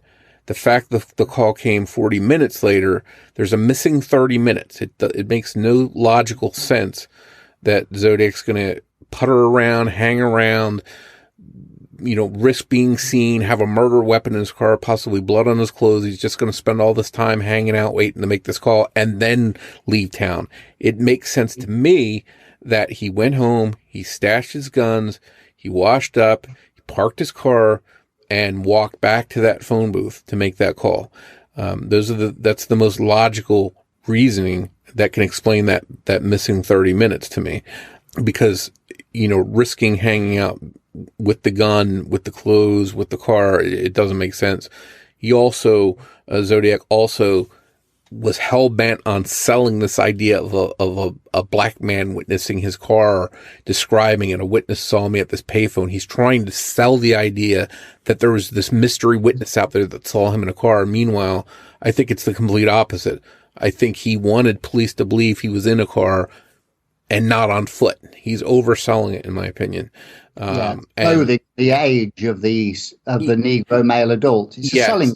The witness that said my car was brown was this Negro male adult. No, that to me is a ruse that he's trying to say, okay, look over here, but not over here. Look over here at someone driving away from the scene and not over towards my house where I just walked from. So again, time will tell if I'm proven right that it's Mac, or if someone else is proven to be Zodiac and they lived close to that phone booth. I guess we'll find out, but I hope one way or another we do find out who Zodiac was. And none of that story would have been necessary if he'd made the phone call 10 minutes after the murder, which I suspect is what he wanted to do originally. It makes more sense. If he lived in San Francisco or Napa, common sense says make the phone call at Oakland or Berkeley or any place along the way. Any place. Don't hang around. I've heard people say maybe he left and went for something to eat.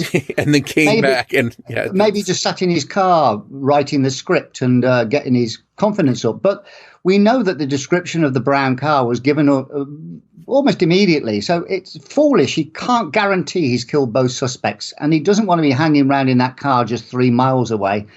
And like I've said many a time, those 2 bullet casings on the back floorboard, when you consider Michael Mageau was shot in the neck, jaw area and the shoulder, which is at the top of the seat, and both of those bullets went in and out of him and into Darlene Ferrin, and she was struck twice independently, that's at least 8 wounds. There would have been blood on the top of that car seat, that passenger seat, and to strike Mageau in the thigh, he would have had to lean into that car over that passenger seat. I think it's almost inevitable he'd have got blood off the back of that seat onto his clothing. And this probably changed his tactics that night. I think that's fair to say, isn't it? Yeah, I mean, there's a real possibility that there was blood spatter on Zodiac. On that car seat. Yeah, and he could have come into contact with it, and there could be some on his clothing. The key thing, again, and it's just a theory, it may be proven wrong. It's the most logical thing, though, is you're not going to want to hang out in a car that you just used to murder someone with a gun that is the murder weapon and blood on your clothes. It just doesn't make logical sense. So to hang out and say, all right, I'm going to hang out at this phone booth. You're hanging out at this phone booth at 1 o'clock, waiting to make this phone call. In the middle of the night, there's no one around. What happens when a police car stops by and says, why are you hanging out here? All of a sudden, you've got police attention on you and you're just hanging out this phone booth. Then they see the blood. Then they want to search you. Then they find a gun. It doesn't make sense. So if Zodiac lived in San Francisco, Napa, Oakland, wherever, he could have drove out, made that call 10 minutes later and just headed on home. The fact that he's there 40 minutes later is very telling to me. And it's because I think he lived there in a walking distance from there. So again, we'll find out if I'm right, hopefully, when the Zodiac case is solved. So hypothetically, forget about the Zodiac case being solved for now. If Mac somehow was totally ruled out tomorrow with this imaginary he went to Texas stuff, or any other reason for whatever ruled him out tomorrow, would you still stick to the principle of looking for another suspect by the payphone? I would. I still think the answer is there, someplace in that area. Now, again, this is another reason I'm high on Mac is because if you look in the area like I've done, and I challenge anyone else to go out there and do this, please develop some suspects. Bring someone forward like Mac, and I'll gladly consider them. But when you look at that area, at that time of night, businesses are closed. So the people that are going to be around are people that live in that area, and there's not many of them. There are very few residences within, say 400, 500 feet of that phone booth. They're businesses, and most people did not live in the same place that their business was. Mac happened to. So this notion that there's all kinds of people there that could see you, your neighbor might see you, and Mac would have been risking it walking to that phone booth, it's just not accurate. I've done the research. I've done the identification of everyone in those buildings around that location. And there were not a lot of people that would have been there to see Mac walking to that phone booth. So this notion of all kinds of eyewitnesses being there just doesn't make sense. And I challenge anyone to go out, do some research, and find someone else. Find another person that fits the description, has an interest in codes and ciphers, and lives in that walking distance. And if you do, reach out to me because I'll gladly help you try and research them and see if we can connect him to being Zodiac. But so far, I've only found one person that meets all those things, and that's Mac. I'm not a fan of Arthur Lee Allen, but at least he lived near the payphone, so that's one good thing going for him. Yeah, and again, we go back to the descriptions. Now, the accounts we do have of Alan, of Zodiac, just don't match Alan. But more importantly, the physical evidence, has ruled him out. The prints have ruled him out. The DNA, and again, we know the DNA is in question, the old DNA, but the DNA has ruled him out. The palm print on one of the letters has ruled him out. Physical evidence has ruled Arthur Lee Allen out. The only way that Arthur Lee Allen could still be Zodiac is if all the physical evidence that ruled him out is bogus.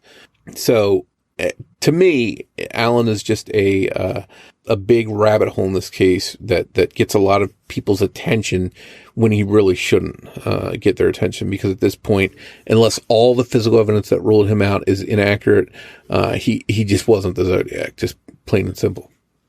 We'll come to the DNA in a minute after this next question by John Paul Duffy.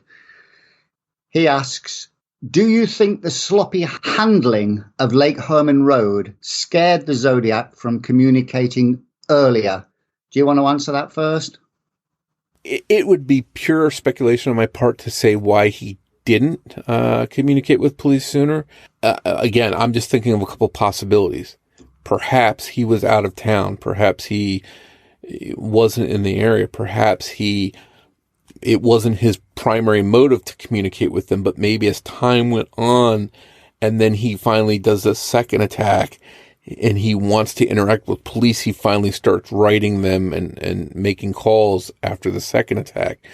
It'd be endless speculation to try and determine why Zodiac didn't reach out to police and the newspapers sooner after Lake Herman Road.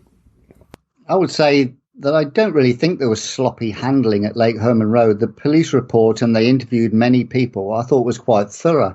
I would say if there were serious errors made, it was primarily at Lake Berryessa and Presidio Heights by not taking footprint casts from the man seen by the 3 Pacific Union College girls, and the errors of the dispatcher and the Negro male adult or all points bulletin, at Presidio Heights.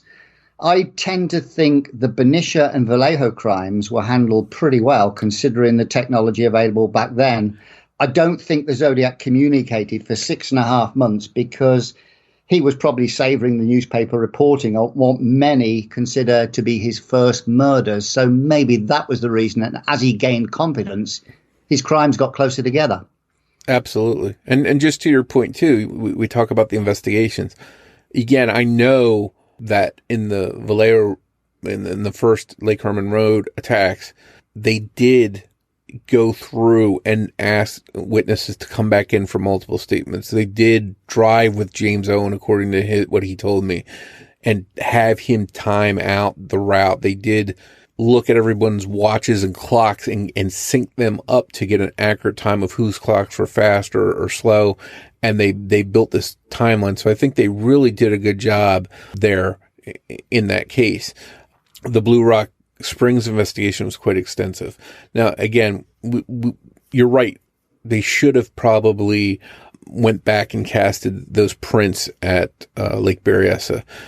If one print at the crime scene is a 10.5 wing walker, but the other boot is a size 13, take whatever kind of shoe you want, from the guy that the girl's seen, well, that would be pretty conclusive that it's not the same person.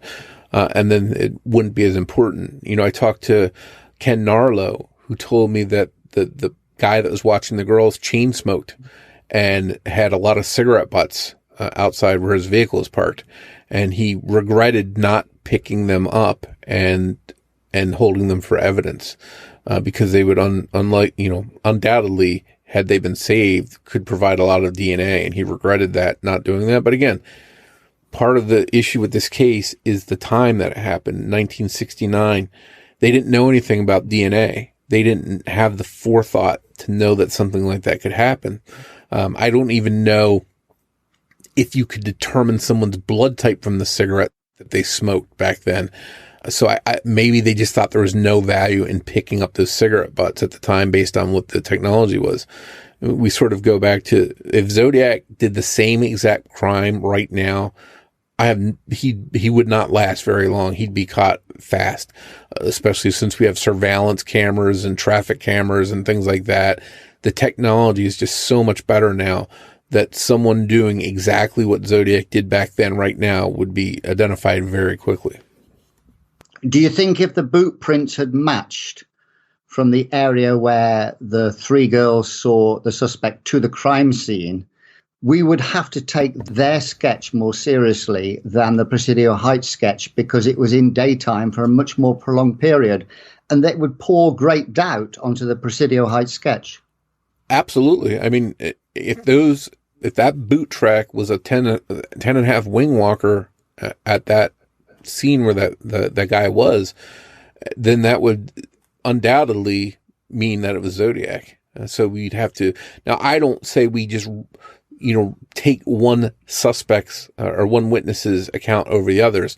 That's what a lot of people like to do in this case. They like to say, okay, everything this witness says is to be trusted, and everything this witness says, you have to throw it out. A lot of people just dismiss Mike Mageau's statements in favor of the Robbins kids. I get into a lot of this online with some of these trolls I interact with that basically say you have to completely dismiss Mageau's account. I take every witness's interactions and what they saw individually and sort of just put them all as pieces of a puzzle. They all saw what they saw. They all described to the best of their abilities what they saw. So to me, I take all of them as an overview of pieces of a puzzle, and I put weight on each one. Each one has to be considered, and I don't just blindly rule one out because I don't like what they said. So if it was determined that these boot tracks were left by Zodiac and these girls actually saw him, I would take their account. Obviously, since there were three of them, it was daylight. I would take that account very seriously, and I would also just put it in line with everything else. I wouldn't dismiss anyone else's. I would just say, look, everyone in this case that's seen Zodiac has described things a little bit differently, but I wouldn't just dismiss another account in favor of the girls, for example. And it was the same distance they spotted the guy, was about 40 or 50 feet, wasn't it? Somewhere around that. Yeah. But again, we go back to it's daylight. It's 40, 50 Yeah, it's daylight, and there's three of them. Yeah, there's three of them.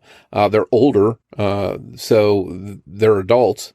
So I think that also comes into play because, interpretations of an adult mind versus a teenage mind, people aren't fully developed when they're a teenager. So I think maybe their recounting of what they saw could be a little bit more accurate. But again, I would just put them on a list of witnesses that saw this, and this is their story. And then I would just sort of look at all the descriptions as a whole and say Zodiac was some kind of combination of all of these witness sightings. Right, we've got the penultimate question now, and I'll give this to you because we may disagree on the first part of this. It says, this is from Jim R. It says, excluding DNA and fingerprints, which are questionable in terms of their legitimacy, what is the single best piece of evidence that exists today that will lead to the identification of the Zodiac killer? So I suppose that means in absence of DNA and fingerprints. In absence of DNA or fingerprints. Yeah, what is the best evidence we can have to lead to the identity of the Zodiac killer? Well, if most people agree that's probably the only two things. I think that is the only two things. The case is never going to be solved if it's not for DNA or fingerprints, because it's always going to be endless speculation. I mean, theoretically, it could be ballistics. Someone could say this was my grandfather's gun, and he left a confession letter that he killed them, and here's his gun. Do you want to test it? And then they go back and do ballistics and find out it was the murder weapon. Something like that could happen. But it's going to take some kind of physical evidence, whether it's ballistics, whether it's a fingerprint, whether it's DNA. The case won't be solved without some kind of physical evidence. I'm fairly confident we've got a full DNA profile of the 78 letter, or at least a partial. But I agree with Eddie Barsh that we have the Zodiac's fingerprints from the cab. They may be partial, but that's enough to rule out people who have fingerprints on file.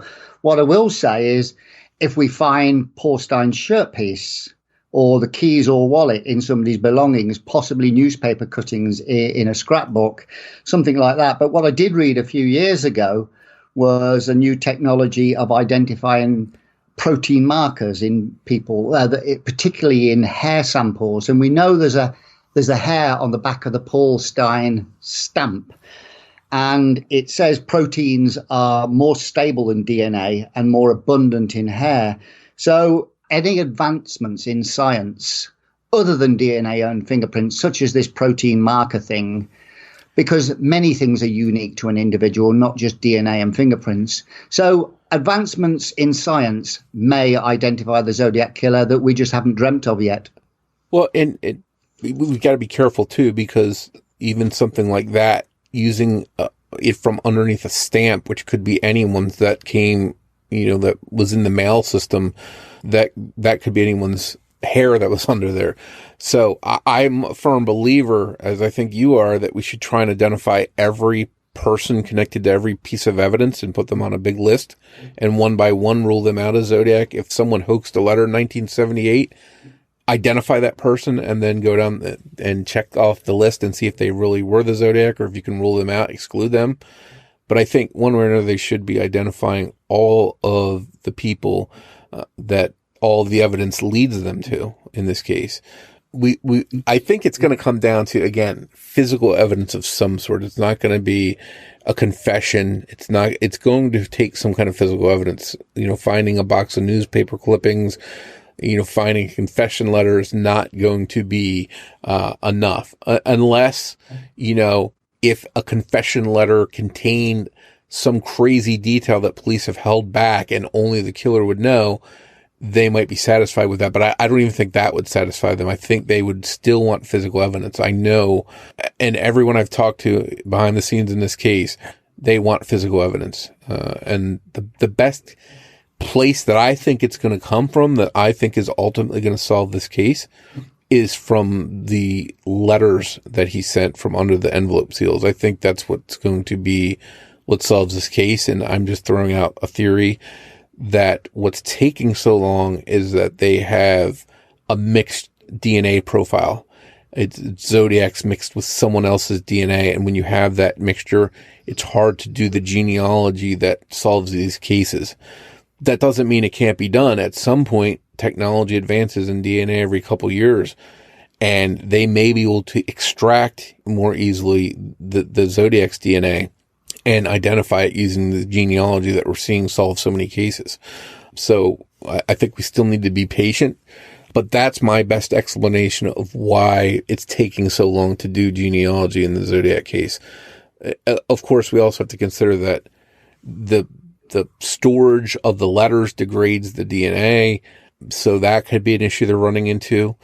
Years ago, they did some testing on the clothesline that Zodiac used at Lake Berryessa. I forget how many years ago, but I'm going to guess at this point, time flies, that it must have been at least, 7, 8, 9, 10 years ago now. It's been quite a while. They should retest that same clothesline, because things that were available back then are night and day different from what that technology is now. If anyone's listening out in Napa County, please go back and retest that evidence, because what you did years and years ago, there's so much new advancement in technology since then. There's a system called MVAC that you can use to extract DNA from a lot of different materials. It's almost like a wet vacuum that you soak up everything, you spray a solution on it, and then vacuum it all up. And whatever it vacuums up, it will tell you whose DNA is in there. You can basically go back and use that DNA that it collects and identify it using genealogy sometimes. So I think they need to take a fresh look at all the evidence in this case, all the letters, using the latest technology. And if worst case scenario, like I'm saying, is true, and there is a mixture of DNA profiles, it may take longer to do, but I think eventually they may be able to still use the genealogy. And like you've said many a time, even if you don't think it's a Zodiac letter, at least test it. Because if it comes back to Mac or Arthur Lee Allen or whoever, or someone who was resident in the Vallejo area, or for that matter, San Francisco, it's going to be a pertinent finding and may change people's opinions on whether that letter was a fake in the first place. So now I made a mistake here. There's 2 questions left. Forensic Crime said, do you think Sherry Jo Bates was a Zodiac victim? No. No, I think we both agree. I'll elaborate on it a little bit in the fact that I once believed she was a Zodiac victim more than not, but in recent years, I would give probably less than a 1% chance her murder was perpetrated by the Zodiac. I would say this: a man who went out of his way to tie himself to 4 canonical attacks has provided nothing in the Bates case other than a belated inferences of Riverside activity. I wouldn't rule her out on MO. We've had this discussion in recent podcasts. I wouldn't rule her out on MO because there is a first time for everything. And saying Zodiac didn't kill lone females, never sexually molested anybody, never killed anybody in a house, and never abducted anybody just doesn't cut it for me anymore, because there's a first time for everything. And I've pointed that out before. In fact, his first ever murders would have been another example. So I think we're both in agreement that I don't know what percentage you give of this being Zodiac, but I think it's almost non-existent at this point. Well, I'm the same way. I used to be on the fence as to whether she was a Zodiac victim, but I always, for a long time, got hung up on those letters being from Zodiac. But then we found out that, okay, this article about the Bates case with photos, the complete letter content, the misspellings, was all in a detective magazine available for Zodiac to read and see and duplicate later on. And I know that's possible now. So I didn't need that link to Riverside. And then we had the whole fiasco with one of the letters that was confirmed to be written by Zodiac. All of a sudden somebody comes forward and says that they wrote the letter, and police are satisfied with that, which furthermore strengthened the case. It wasn't Zodiac. There's no doubt that Phil Sins, who was the first person to ever link the Bates case to Zodiac, he did that because the MO sounded the same. So I don't fault him for ever doing that and putting it on the radar in the first place. But how Zodiac probably learned about that, I'm now thinking, is through that magazine.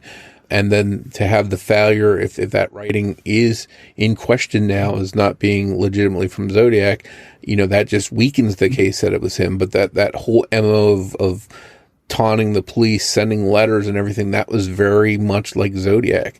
And so I can't fault the case for ever being linked in the first place. But to this day, there's no evidence that links the Bates case to Zodiac that we were aware of. So, if there was some kind of DNA link, some kind of fingerprint link, something solid that said, okay, these are the same person, I'd say very much that Zodiac could have been down there, could have killed her, could have, at the very least, written the letters.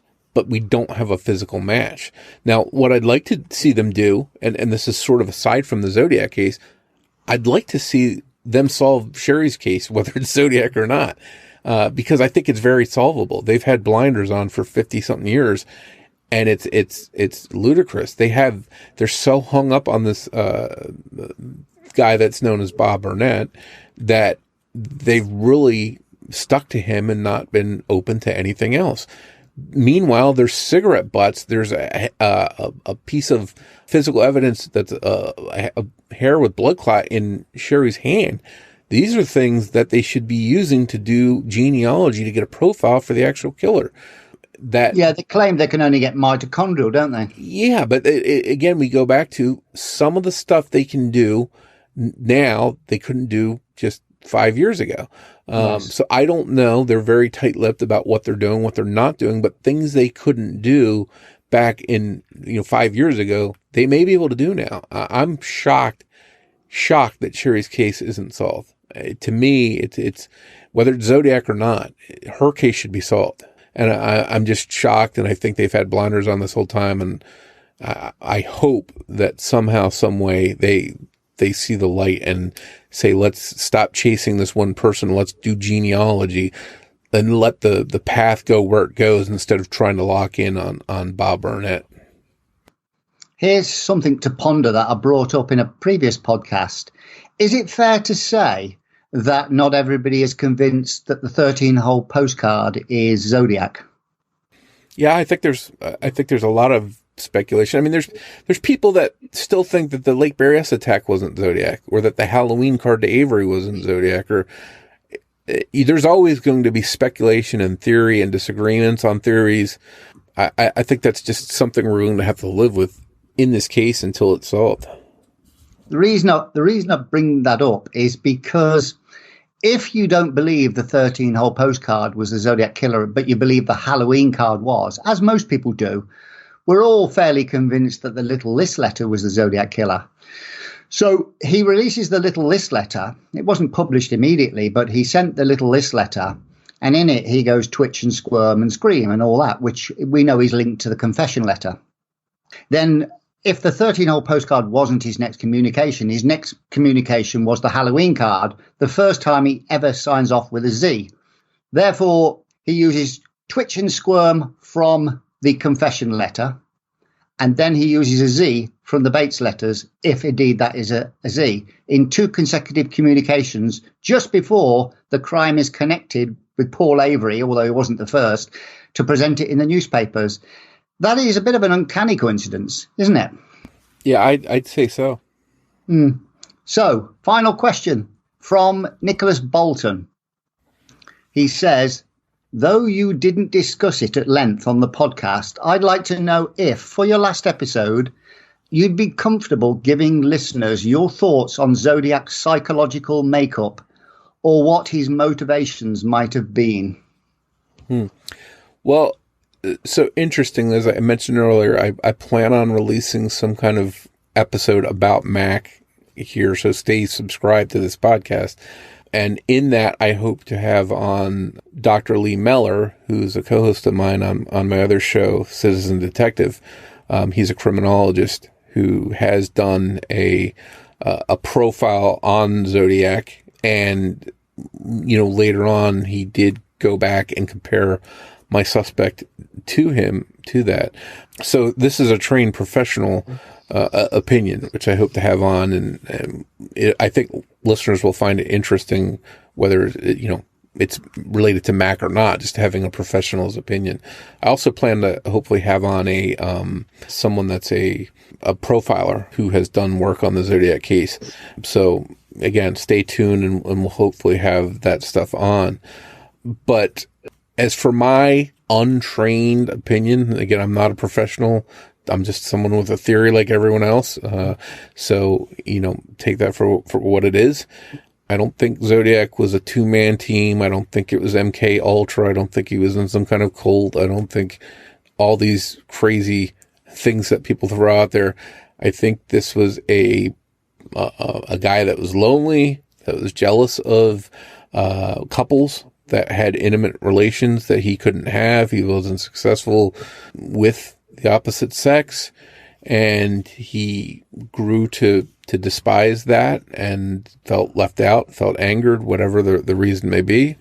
And I think, because he had these homicidal tendencies, he acted out and took that out by finding random couples that were engaged in the activities that he wanted to be engaged in, and he wasn't able to. And I think that's how he came to first want to do the attacks and carry them out. And then eventually, I think he, got some satisfaction out of the attention that it got him. And then you see the shift from the murder stopping, but then for 5 years later, he's still communicating with the police and the newspapers, because I think ultimately that is what gave him the satisfaction.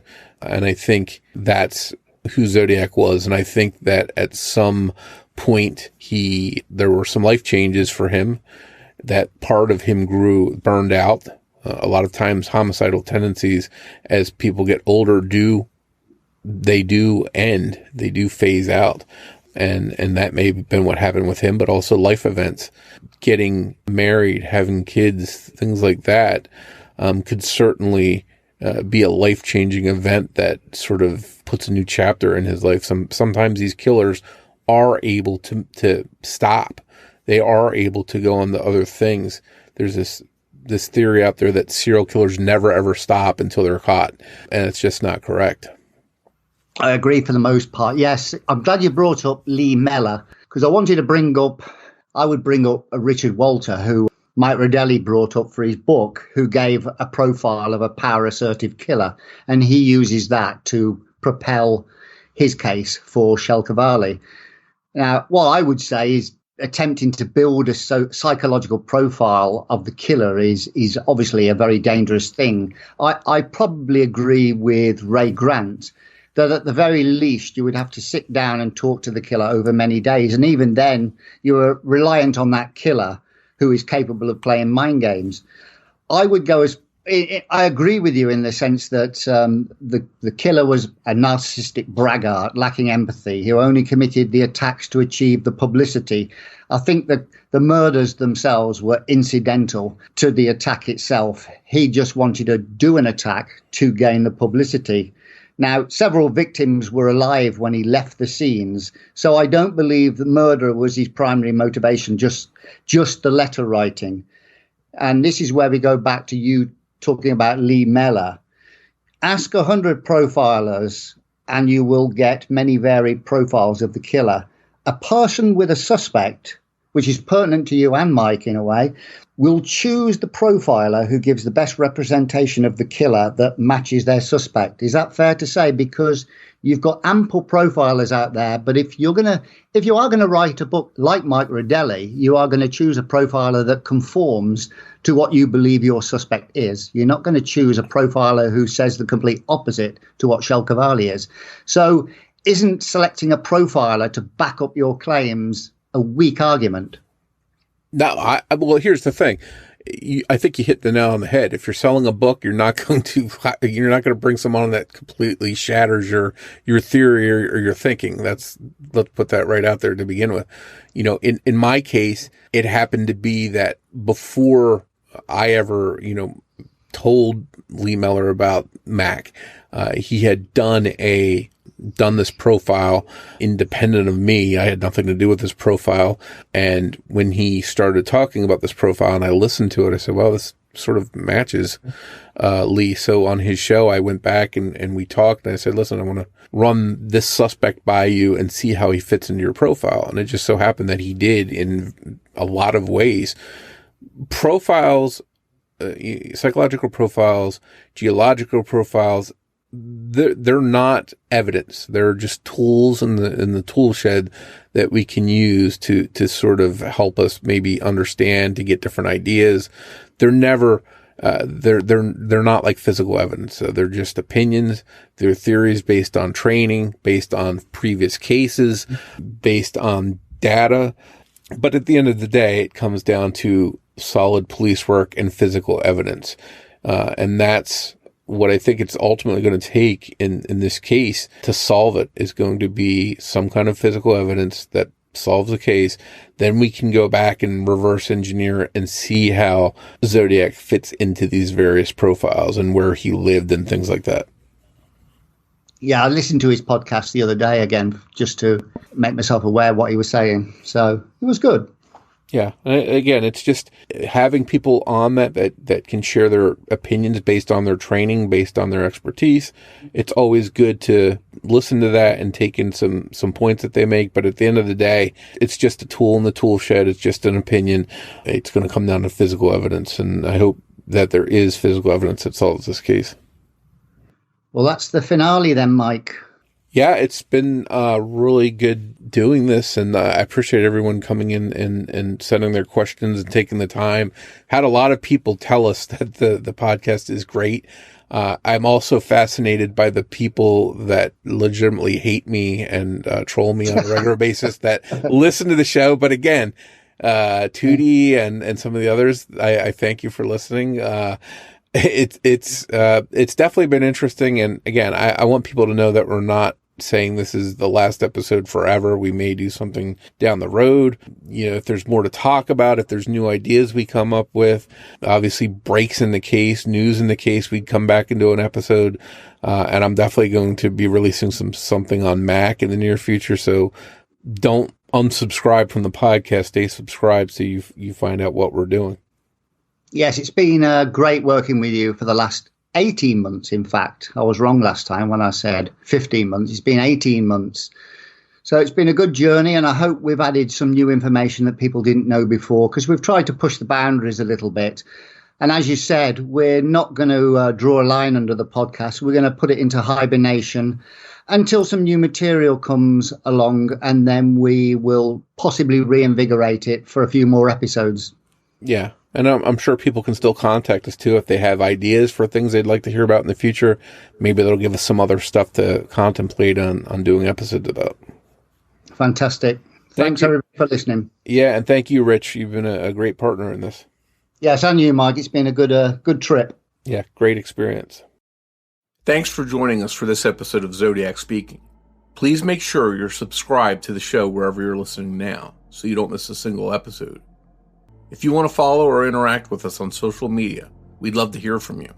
You can find Zodiac Speaking on Twitter with the handle @PodcastZodiac, or you can search Facebook for Zodiac Speaking Podcast. And don't forget, you can get plenty of Zodiac details 24/7 by visiting my site at zodiacciphers.com or by going to Mike's site at zodiackiller.net.